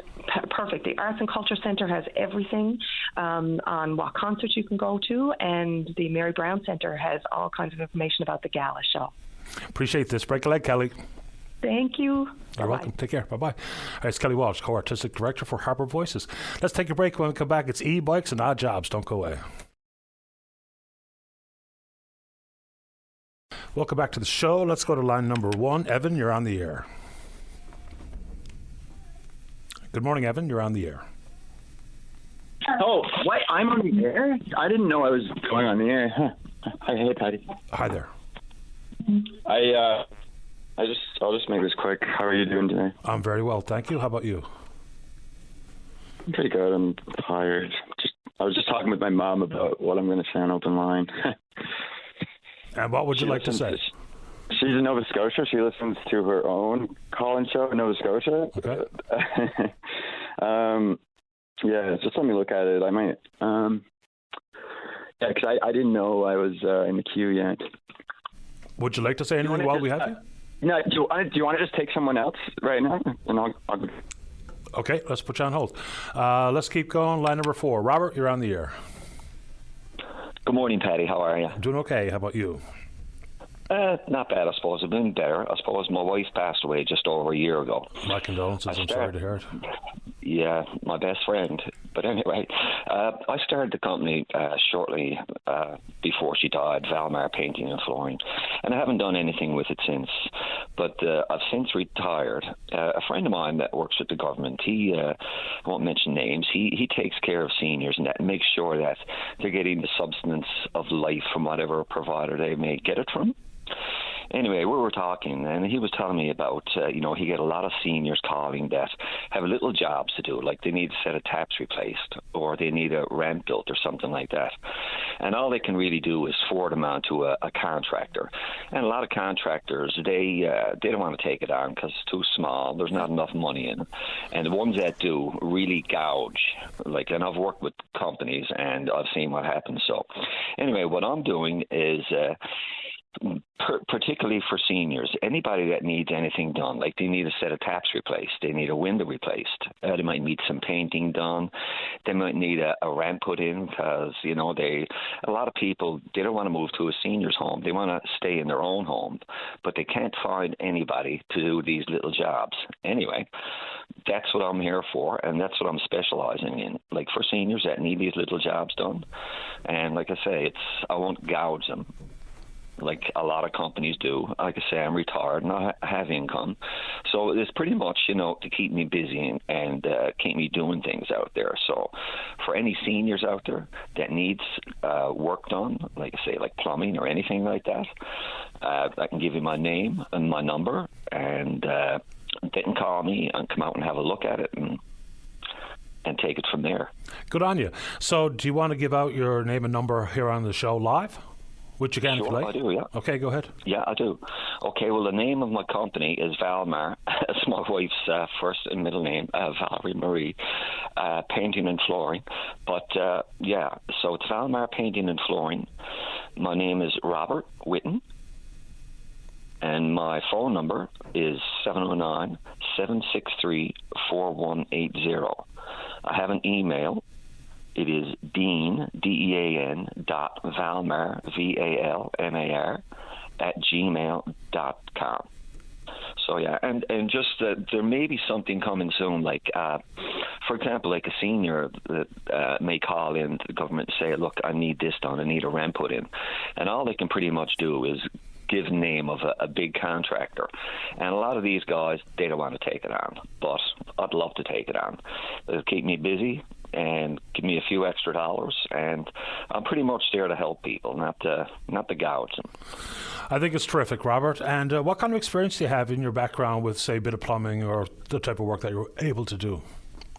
I can build you a house from top to bottom. I can do it all. The only thing I will not do, and I have a couple of people that can help me out here, is like plumbing, for example. Like, I don't want to take on the responsibility of doing something like soldering or something like that and have it leak and have it come back on me. You know what I mean? Now, I'm in the process of getting insurance, but I have people that, that are going to help me out with that. So anything that may need to be done, like any complex electrical or stuff like that, but when it comes to like hanging fans or lights, anything like that, or put in a new set of taps, a new sink, stuff like that, anything like that I can do. And I'm trying to toot my own horn, but I'm good at it.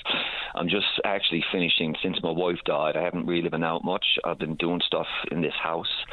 It was a little bit of an older house that needed to be done, and I pretty much got it all done now. So I just want to get out there, and I want to help people. I don't want to gouge them. I really appreciate it. Between the gouging and the fly-by-nighters who are looking for big deposits, and lo and behold, the work doesn't get completed, because you're absolutely right.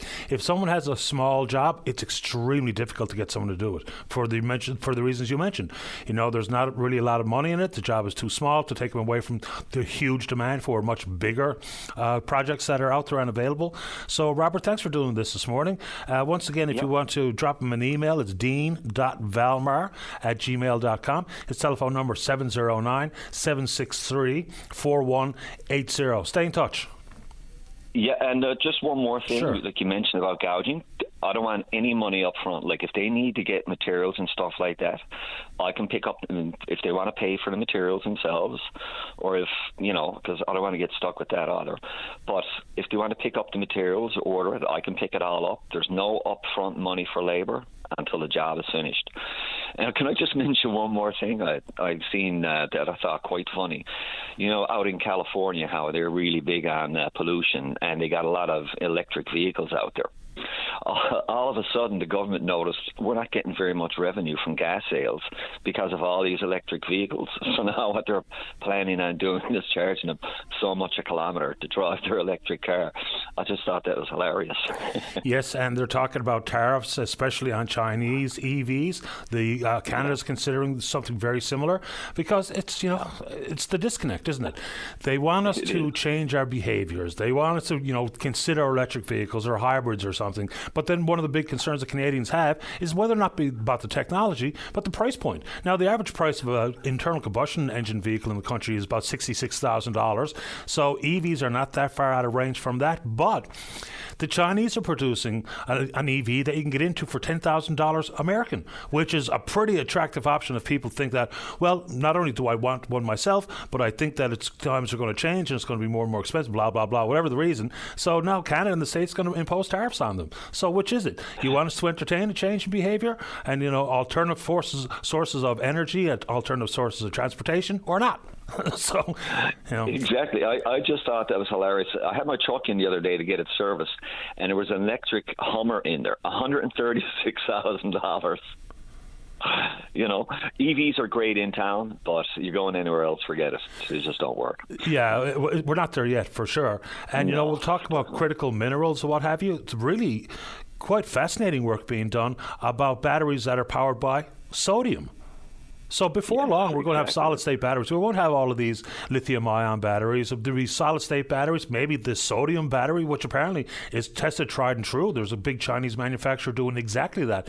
So things are changing quickly. I'm one of the folks out there that I'm waiting for the critical mass to be in place so the prices come back down to earth. I'm also waiting for the technology to be ramped up to the next level, whether that be solid-state batteries or whatever the case may be. So you're right. Like, if we went to buy a vehicle to replace one of ours, maybe specifically my wife's, for just basically as a run-around town car, then that's something we're absolutely going to give careful consideration to. But for long hauls, and if we want to be going to Marble to ski and things like that, at this moment in time, regarding infrastructure that maybe is not there to the extent that we require. So I'm just on the outside looking in. One more little thing. There's a guy out in BC. He owns a logging company, so he logging back and forth those roads. So there was a grant in place, I believe. I'm not quite sure the details out in BC for anybody to come up with something like new ideas. So he developed a truck for logging, and the idea is that I don't know if you're familiar with Formula One cars and how when they brake going into every time they brake they recharge their batteries. Yeah. So this guy developed an engine and system that when he's coming down, with these loaded logs, he's braking, of course, the whole way down the hill. So as he's braking, he's recharging his batteries.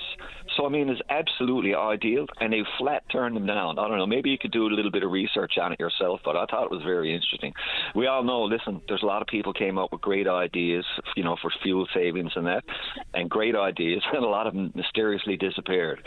But anyway. Apparently some e-bikes do exactly that. They regenerate when you brake. So if it could be encompassed in a bike, it should be able to be encompassed in a vehicle. And Formula One, I watched Verstappen win in Spain yesterday. Yeah, good race. Yeah. I'm a Ferrari guy, so not a great day. Yeah. First podium for Hamilton this year, which is remarkable. Yeah, that's the team. But anyway, it's not the driver. It's always the car. Yeah, but that said, I mean, look at Perez compared to Verstappen, so there's something to the driver. Yeah, there is. Well, sometimes you get a team, one car doesn't quite perform the same as the other. But anyway. That might be bad. But anyway, yes, no, I appreciate you giving me time on the air for that. And any seniors that are out there, please give me a call. I'd love to help you out because you'd be helping me too. Thanks, Robert. Keep it up. Thank you. All the best. Bye-bye. All right. And of course, a lot of McLaren fans around, including my two sons. They both like Lando Norris. Great race yesterday. Probably should have won. Finished second. Let's take a break. When we come back, Clean Harbours. Don't go away. Welcome back to the show. Let's go to line number 1. Trevor Croft, you're on the air. Hey, Paddy. Good morning. How are you? I'm doing okay. Thanks. How about you? Not too bad. We're still here at Kent in Mount Pearl selling tickets on our side-by-side fundraiser. We're going to be here today, Tuesday and Wednesday from 10 a.m. until 9 p.m. We had a lot of people come in shocked that we weren't getting funding from the government for our cleanups. And a couple of people asked us to reach out and talk about our expenses a little bit. So our yearly insurance cost just for our boats and trailers is $12,000 a year, which is fairly extensive just to volunteer. Then we got maintenance on our equipment, personal vehicle maintenance, dump fees, gas, taxes. I mean, every dime we come in as donations has to be taxed, unfortunately. Dump fees are quite excessive. If we fill up our trailer, we're looking at $400 or $500 to dump that at the dump from stuff we take out of the ocean. And it's a little bit weird with the dumps in this province because certain dumps don't take certain things. So if we're doing cleanup, say, on the southern shore, and we take a bunch of rope out of the ocean, we take that rope to the dump, and the dump up on the southern shore don't take rope. So we have to go out to Robin Hood Bay and pay commercially to get rid of that garbage. So, I mean, it's a little excessive on that. I mean, we're looking at $30,000 a year just to volunteer to clean the oceans.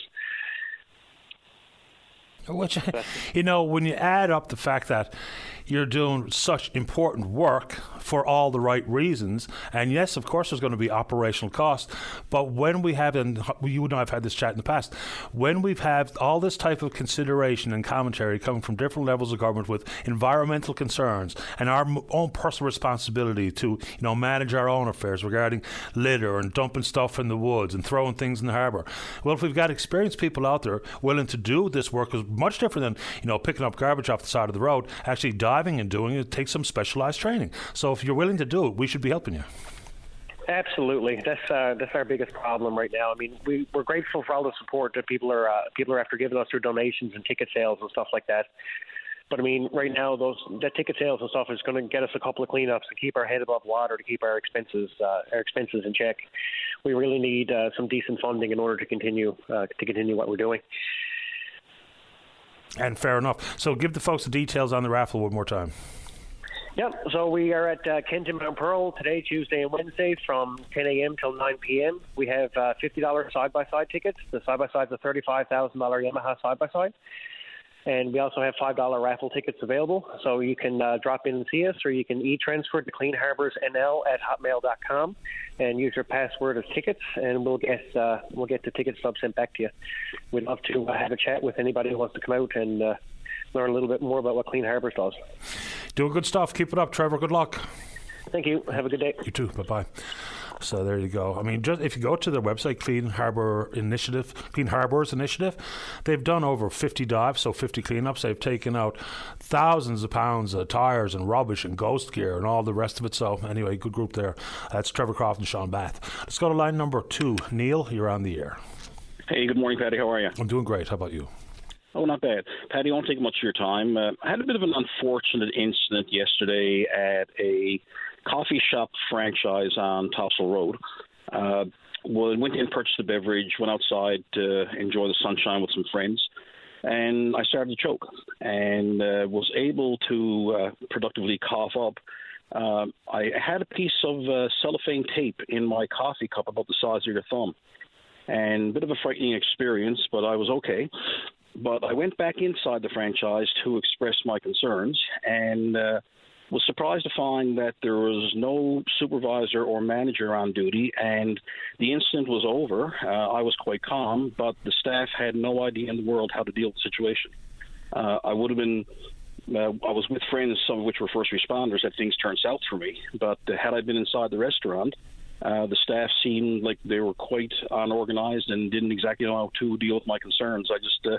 I guess my message is beware out there, folks. You think you're in a safe environment and everything is fine, but things can turn pretty quickly, and let's hope that there's people around that can help you. So you just managed to cough it up on your own? Yeah, I did. It was a bit of a scary experience, but say the group I was with outside had some first responders in there, so had things turned bad, I would have been okay. But when I went inside the store just to express my concerns, the staff, they didn't even, so I haven't received a phone call back or an email. They scratched my information on a napkin, and that was the end of that. You know, you would think, especially places that sell food, that there would always be at least one person on every single shift with basic first aid training. You would like to think so and hope so. When I went in there, the incident was over, and I was quite calm and collected. You know, it's not their fault, but they need to be aware of what had transpired. But they were just looking to each other for direction. They seemed to have no idea in the world how to deal with a customer's complaint. So if they can't manage a customer complaint, I'd be concerned about what happened if it was a medical emergency. Yeah, sounds about right. I'm glad you're okay. And anyone who's ever experienced, even for just a few seconds, any bit of choking, it is terrifying. Absolutely. And, you were enjoying a sunny afternoon with friends, and that's the last thing you expect to happen. But say things turned out fine, but I guess my message is just beware of your surroundings and who's with you. And if things do turn bad, let's hope that the right people are there that can help you in your time of need.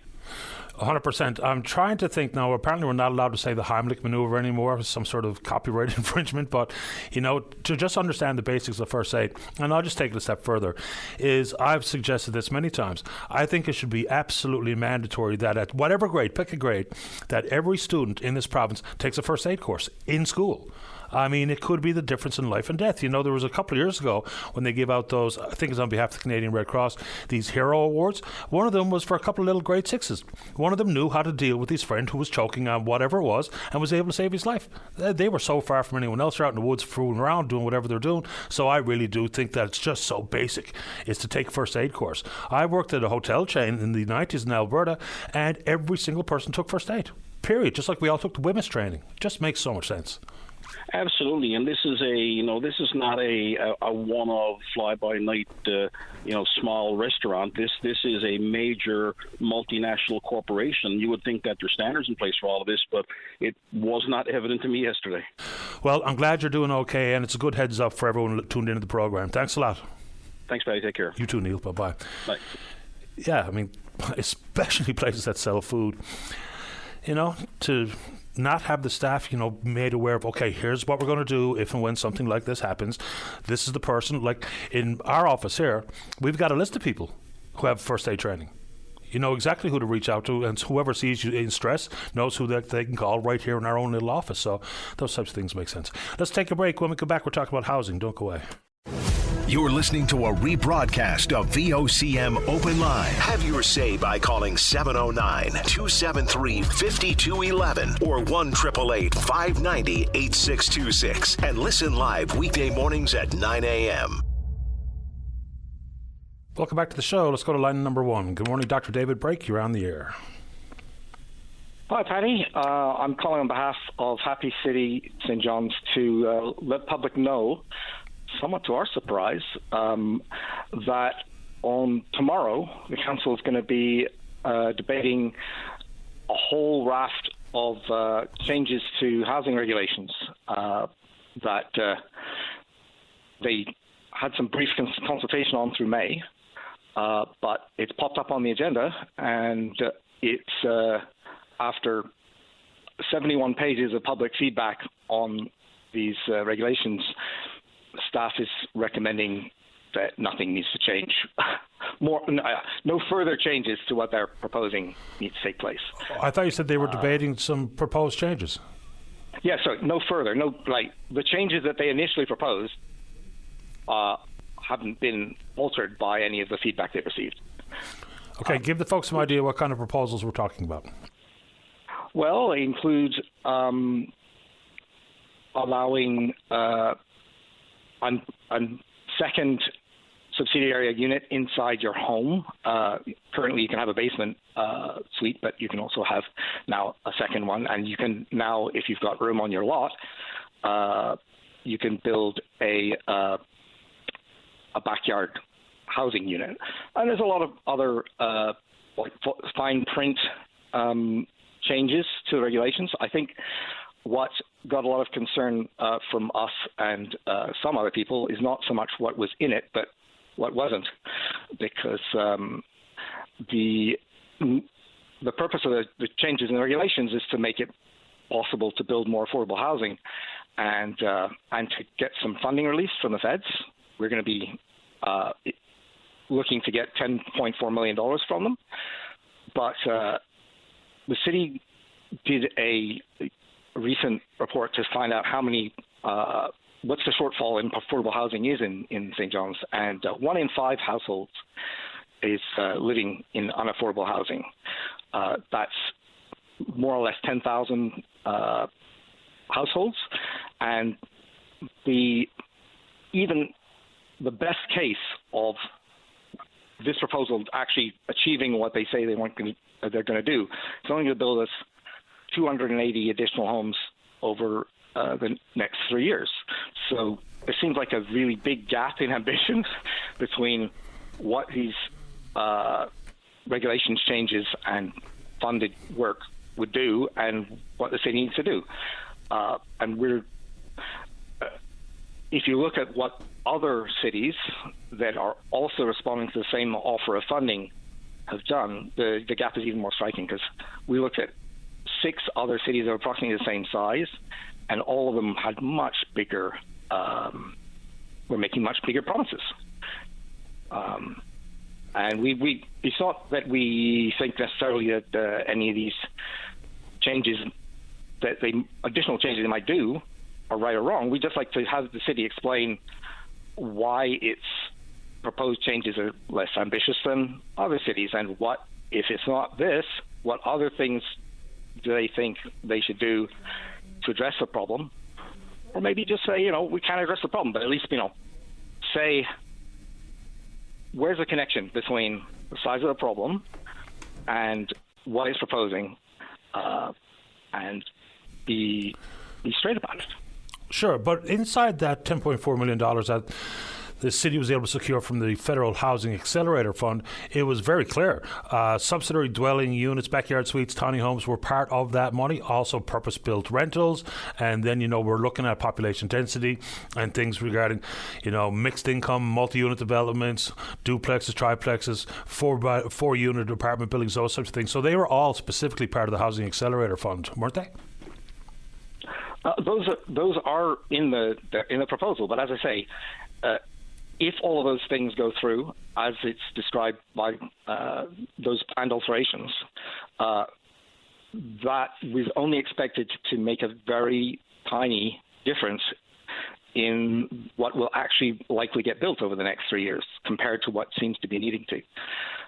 And our report that we did not long ago also pointed out that a lot of the things that they are technically enabling might actually not come to pass for a variety of reasons. So it might plausibly be argued that even the 280 homes estimate is a bit of an exaggeration. So we'd also like to point out how difficult it has been to get any real information on how they came up with the numbers in the first place, because they initially made a bid to do just 91 homes.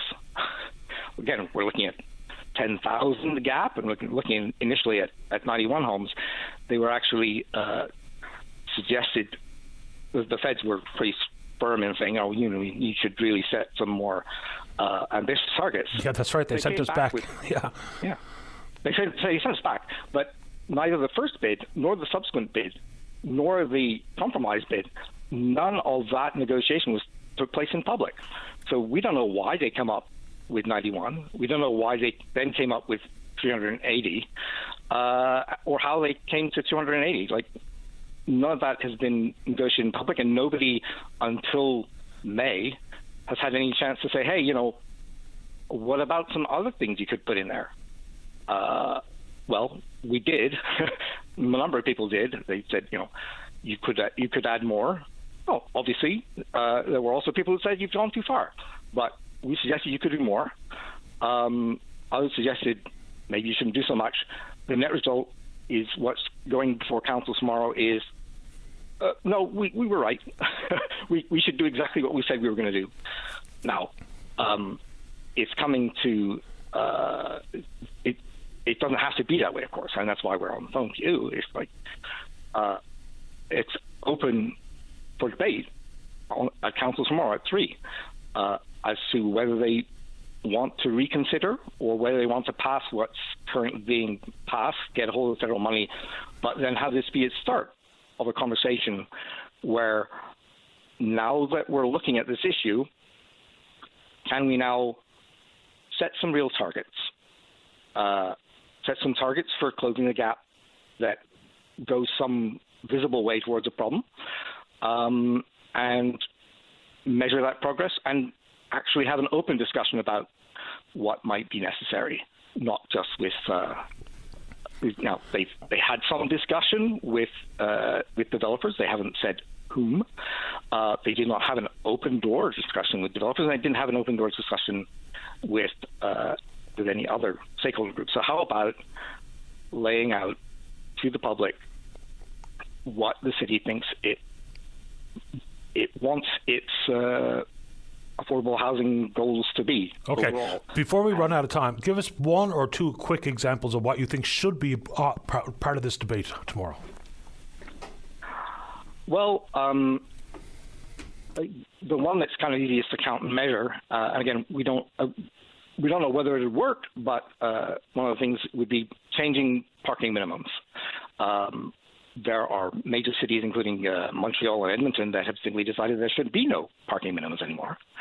Halifax hugely scaled its parking minimums back from like 1.5 parking spots per unit in the suburbs to one parking space for every 3 units in the suburbs.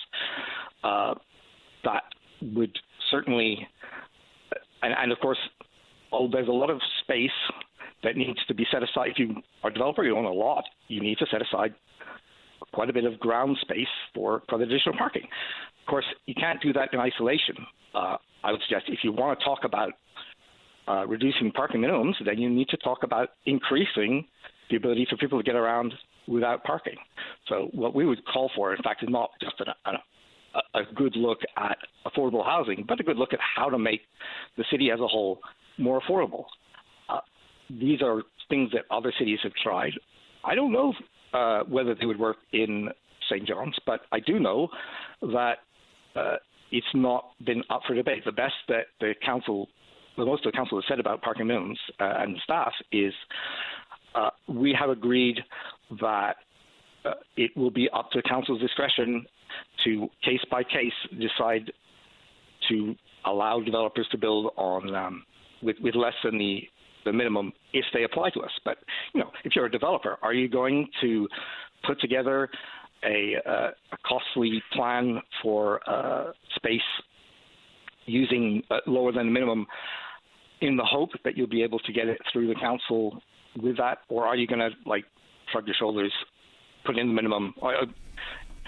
Is it worth their time and effort to, if they don't have a confidence that the council would use that discretion? Wouldn't it be easier to just be open about what the council expects to do in future, and maybe consider how it lines up with other cities? Fair enough. I appreciate the information, David. Anything else before I get to my break?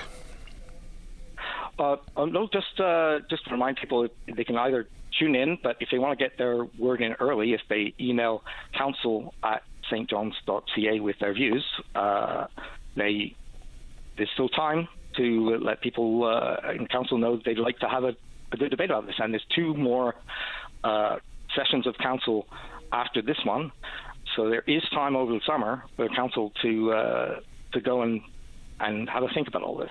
We hope that they'll respond on that. Fair play. Appreciate the time this morning, Dr. Brake. Thanks very much for having me on. Anytime. Take care. Take care. All right, bye-bye. Bye. Here we go, housing. All right, let's take a break. When we come back, Game 7. All right, don't go away. Welcome back to the show. Let's go to line number 2. Good morning, Kurt. You're on the air. Good morning, Paddy. Greetings from oil country. How you doing? I'm doing great this morning. How about you? Well, I'm doing the same as pretty much everybody else in the city, and the city is absolutely vibing out here. I got to say, I know you did some time in Alberta. I've talked to you before. You mentioned it before, but if I recall correctly, you were up here in the mid-90s, right? I was up there for almost the entirety of the 90s, yeah. Okay, so but you probably moved up after 1990, after the Oilers had their last cup, right?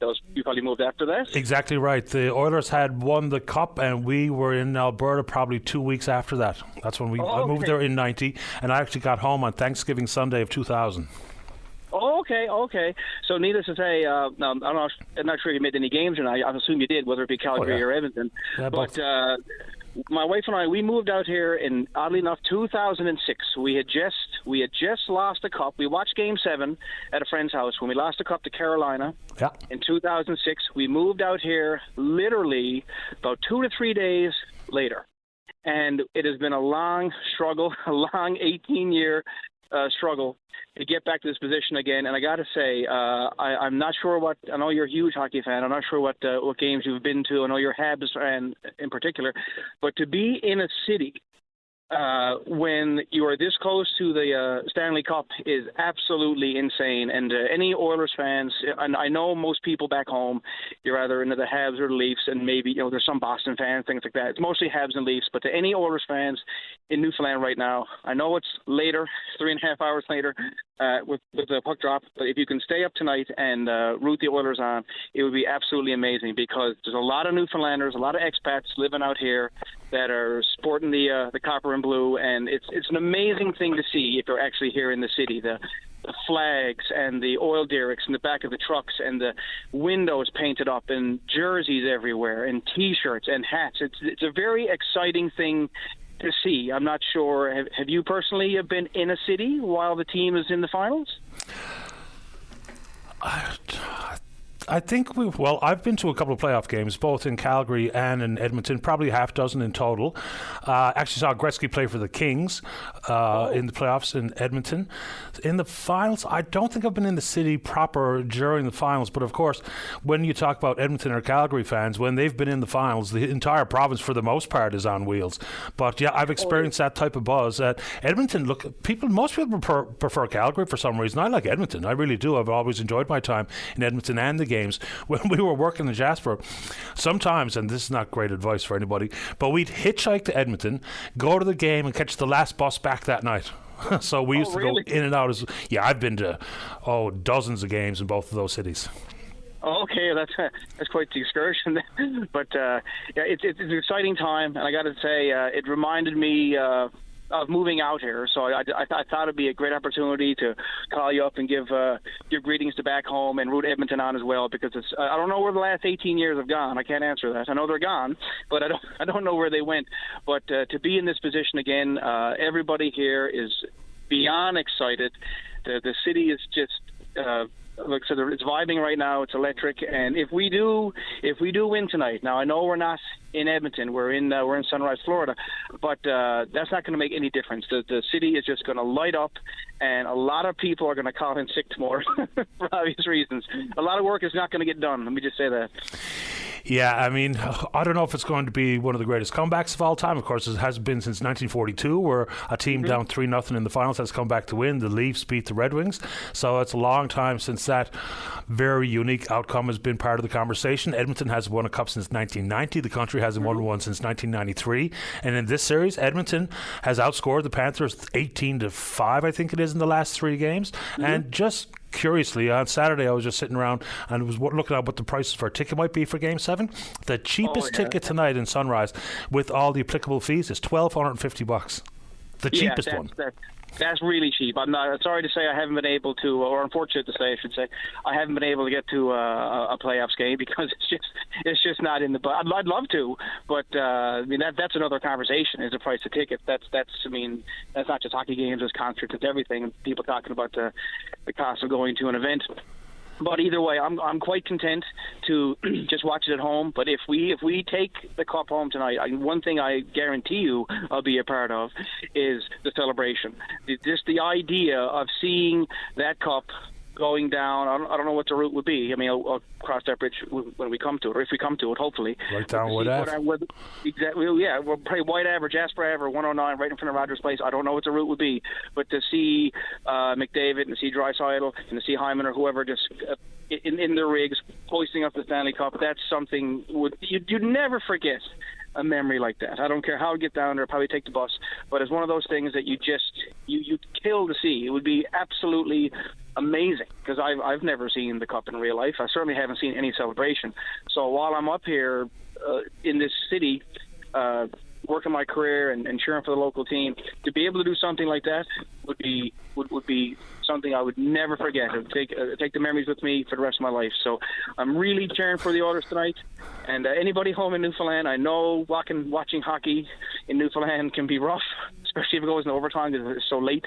But if you can last one more game, please stay up and root for the Oilers. It would mean a lot.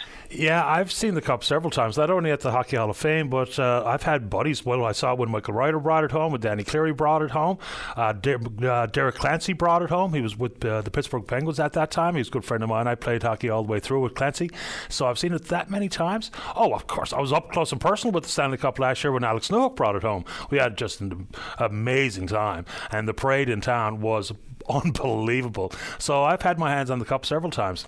So yeah, great stuff. Listen, Kurt, enjoy the game tonight. I'm sure hockey fans across North America will indeed enjoy a Game 7 in Stanley Cup Finals. The ratings are actually pretty good.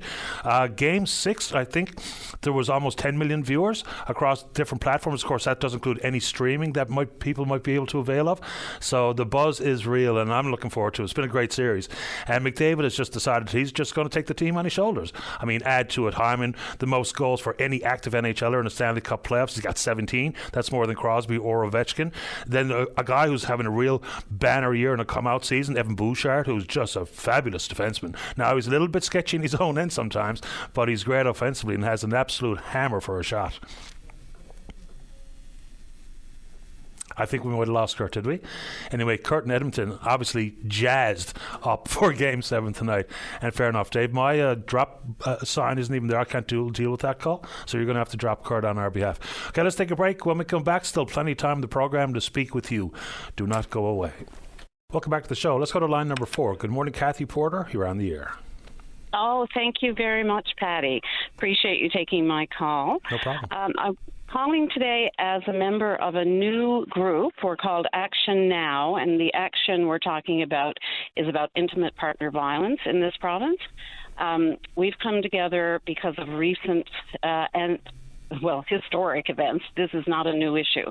But what's new, I think, is the urgency we're feeling because of our own, some of us in terms of our work life. We're seeing the effects of intimate partner violence and the need for change in the legal system. And for me, it's in my personal life. I have had many friends and relatives, unfortunately, affected by intimate partner violence, and 2 of those friends were killed. So sorry. No, I was just going to say, a couple of interesting developments in the recent past. So work coming out of the Senate. The lady's name is Georgina McGraw, working with Senator Fabian Manning, talking about the need for a national strategy, which is much different than simply policies and plans. So that's one interesting thing. Also through the House of Commons, unanimously, was the want to criminalise coercion that leads to domestic violence or intimate partner violence. So a couple of, I think, encouraging moves that are coming. But if you're talking about the immediacy of the concern here and things that need to be done now, specifically, what are you referring to? Well, one of the things we're seeing, and one of the danger points, real danger points for many women who are experiencing this, and other people as well. There are men who are affected by this as well, but overwhelmingly the statistics tell us it is women. In this province, many of the men who are charged with assault or other charges in relation to what those women have experienced are being released on bail. And that happens in all offenses. We see this kind of pattern. Unfortunately, the moment that a woman tries to leave a relationship, that is one of the most dangerous times for her and for her children. So the fact that in the intimate partner violence patterns, those men or those people are getting out on bail, for us is a huge concern. And we do see many of those accused going on to reoffend while they're out on bail or to break conditions to stay away from the people. And this means that women are living in fear. They're living in hiding often. One woman has said to us that she felt she was in jail and that the person who was a threat to her was walking free, and that every day she had to worry he was going to turn up at her workplace, at her door, at her children's school. So we feel that there are things that need to be done immediately about that bail situation. We're recommending that the province bring in ankle bracelets, electronic monitoring, for situations where you have someone applying for bail who has either a history of repeat offenses of intimate partner violence or very serious pattern of offenses around intimate partner violence, because we know that in the case of intimate partner violence, there are patterns that show escalation and that someone may be at increased risk even at the moment that person is being released on bail. Couple of proposed changes there. Minister Hogan's talking about reverse onus. At this moment of time, reverse onus only extends to those who have been previously found guilty of intimate partner violence offences, but now talking about it for any instance, whether or not you've been found guilty. And you're right. I mean, orders of protection are not worth the paper they're printed on. If someone is willing to harm or hurt or kill their partner, they're going to do it. The conditions of their bail be damned. I mean, we've seen an example very recently where a woman was murdered and her body was found in a house, I believe, in Outer Cove or Middle Cove. So this is absolutely part of the tale. And how you improve things, I guess some of the comments that I think I heard from government and or advocacy groups is even if we add the electronic bracelet, we also have to staff up to accommodate the monitoring. Oh, for sure. But we have to remember this. We're not reinventing the wheel here. No, of course not. There are many countries in the world where this is the norm for either IPV or all potential offences.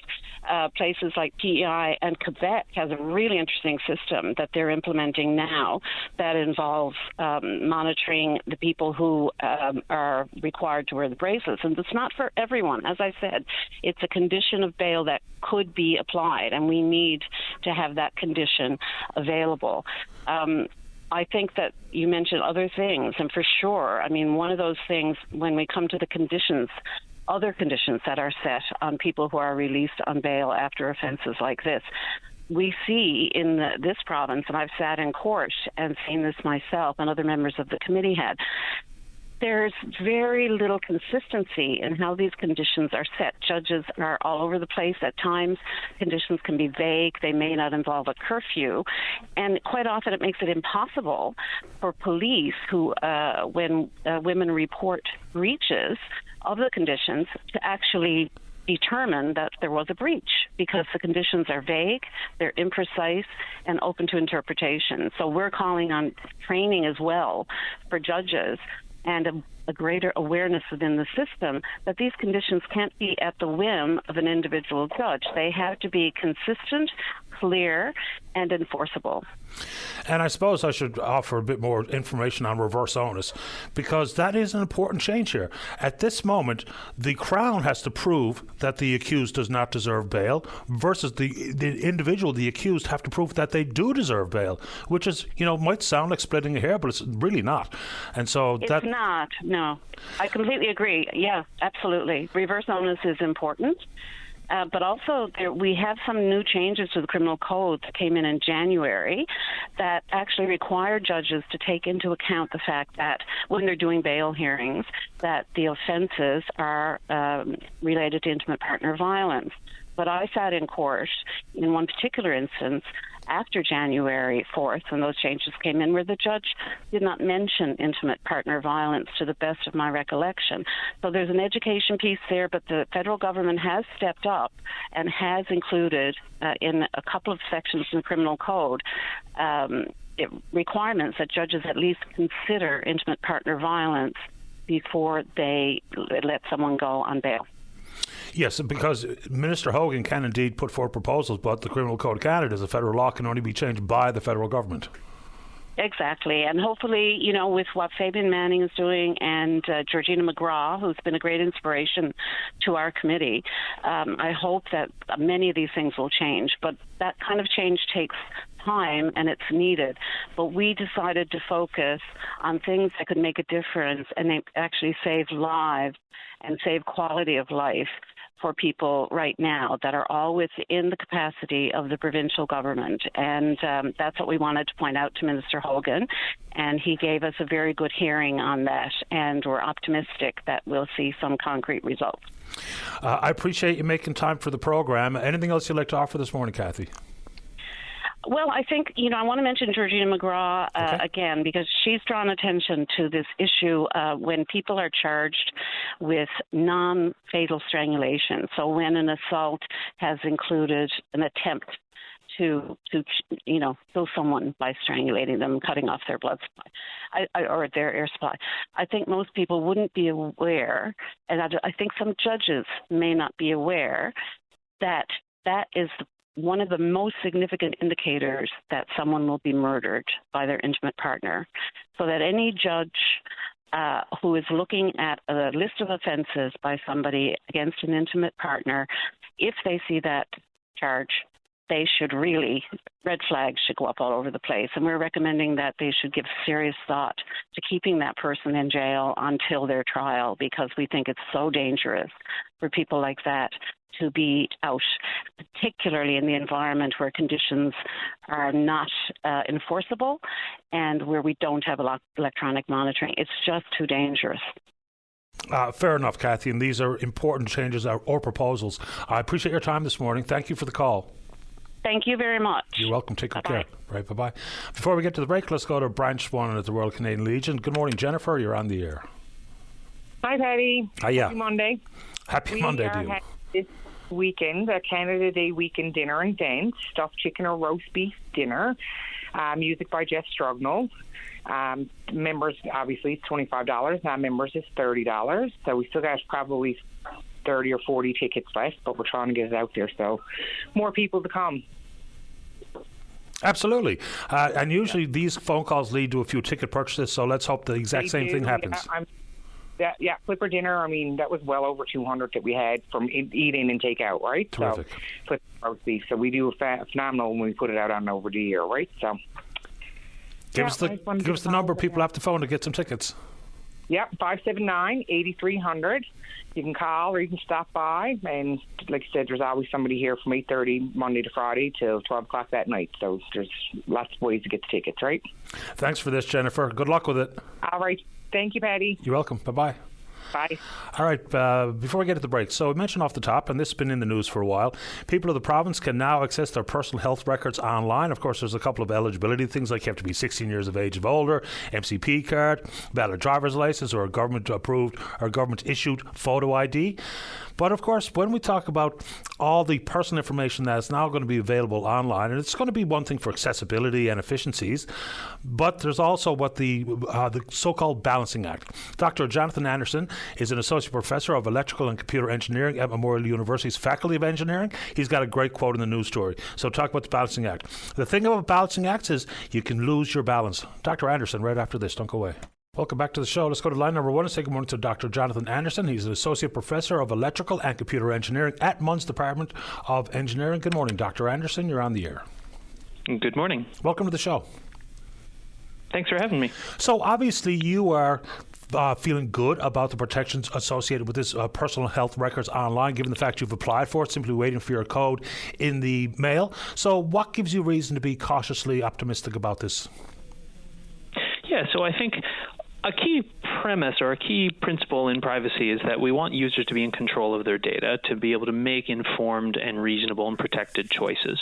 And so exposing this information to users can be a very, very positive thing. Now, if you're going to do that, you need to do it well. You need to do it with a plan for proactive maintenance. You need to provide the tools to let users protect their own information. And you need to think through some of the really sticky issues around access, where it's one thing to say that somebody can or can't have access to an account officially, but when you're talking about people who are maybe 16 but still living at home, for example, you also have to think about what access looks like within a family.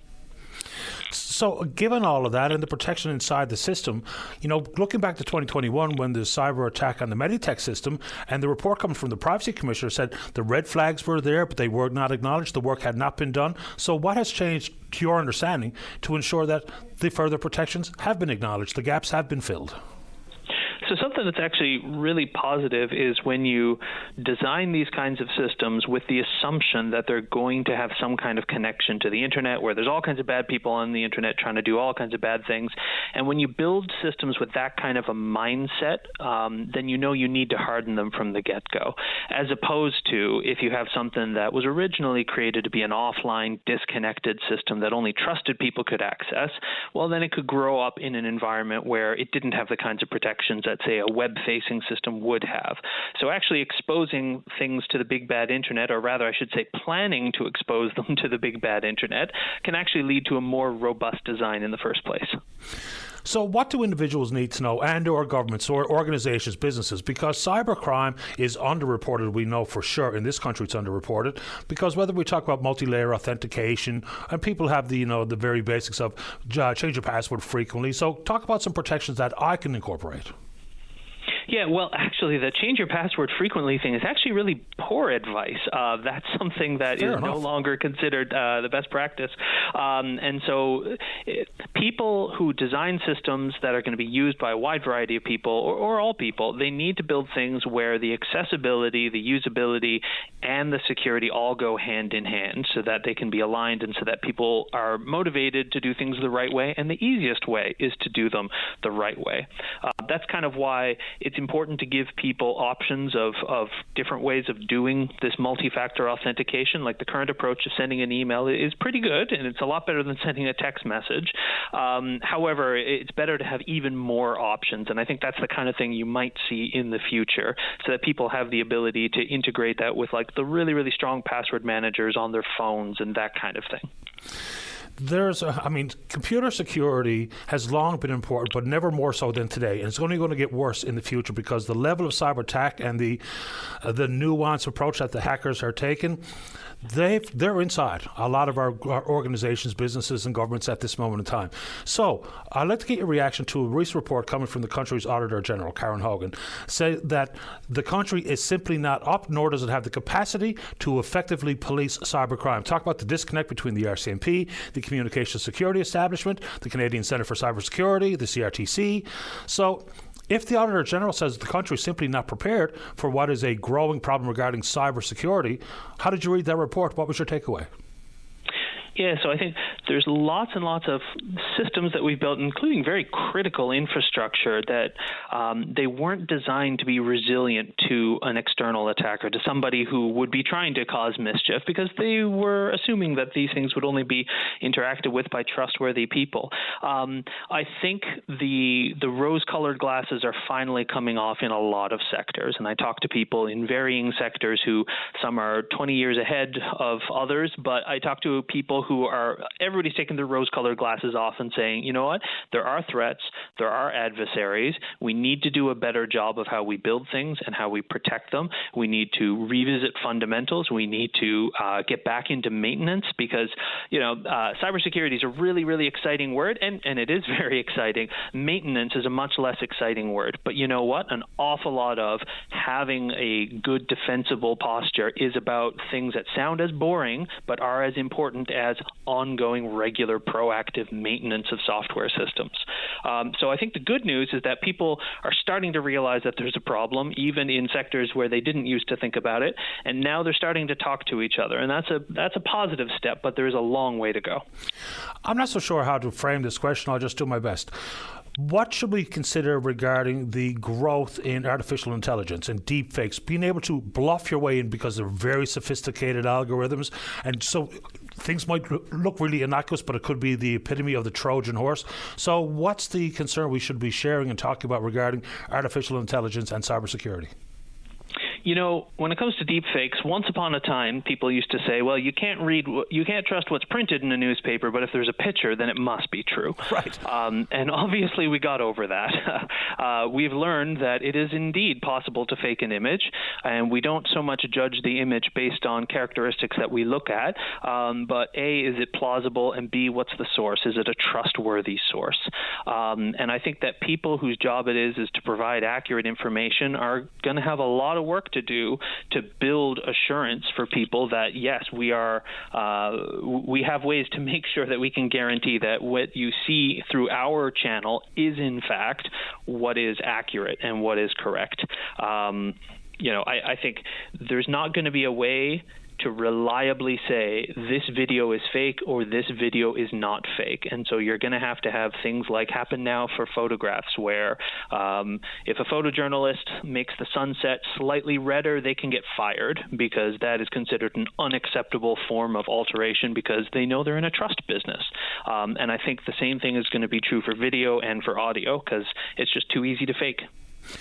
Then it leads to what government's role would be, because, by and large, people want governments to stay out of their lives. And we're talking now about some of the regulations of social media and what have you. But government does move quite slowly, where in fact artificial intelligence is moving quite quickly. So where does government play a role here? Because individually we're going to have to do our best with critical thinking, considering the source, what have you. And we don't really want government to be too heavy on the regulation side. But what do you think government should do?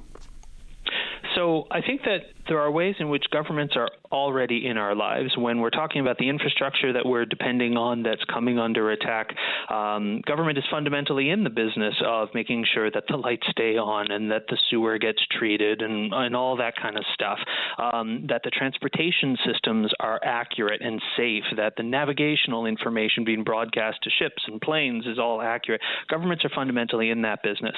So I think it's important that things which have that kind of regulatory aspect are regulated well, and I think it's important that regulations be able to evolve over time. I think regulators are alive to that as well. They know that they're going to need to adapt certain regulations. But I think that fundamentally a lot of these things are about maintaining dependable, reliable minimum standards. And that's kind of not what AI is about. AI is about, in a lot of cases, faking plausible sounding stuff and making up something that may or may not work. And I think where we're more interested, or where we have more concerns as privacy and security researchers, is what guarantees can be made. And so I think that there's definitely a place for for regulations to set minimum standards, even while lots of technologies are evolving rapidly. Because by whatever technical means you achieve some goal, if we say you must meet this minimum standard and demonstrate it in the following way, then I think there's an opportunity for regulation and innovation to coexist. As a layperson, cybersecurity, we've seen pipelines hacked into, utilities, water treatment facilities, nuclear plants potentially, all these types of things. There are wars fought on the ground, look no further than Ukraine and in Gaza, but we should be able to include cybersecurity spending in defense spending, because we are defending ourselves via the internet and our digital infrastructure day in, day out, repeatedly, non-stop.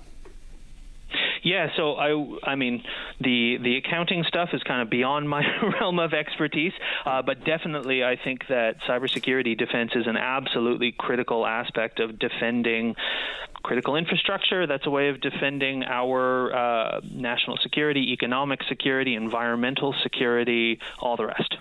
Good to have you on the show, Dr. Anderson. I appreciate your time. Great to talk to you. My pleasure. Take care. Bye-bye. Dr. Jonathan Anderson is an associate professor of electrical and computer engineering at Munn's Department of Engineering. All right, good show today. Big thanks to everyone who supports the program, and we will indeed pick up this conversation again tomorrow morning right here on VOCM and Big Land FM's Open Line. On behalf of the producer, David Williams, I'm your host, Paddy Daly. Have yourself a safe, fun, happy night. We'll talk in the morning. Go Oilers. It is Ryan Seacrest here. There was a recent social media trend which consisted of flying on a plane with no music, no movies, no entertainment. But a better trend would be going to ChumbaCasino.com. It's like having a mini social casino in your pocket. Chumba Casino has over 100 online casino-style games, all absolutely free. It's the most fun you can have online and on a plane. So grab your free welcome bonus now at ChumbaCasino.com. Sponsored by Chumba Casino. No purchase necessary. VGW Group. Void where prohibited by law. 21 plus. Terms and conditions apply.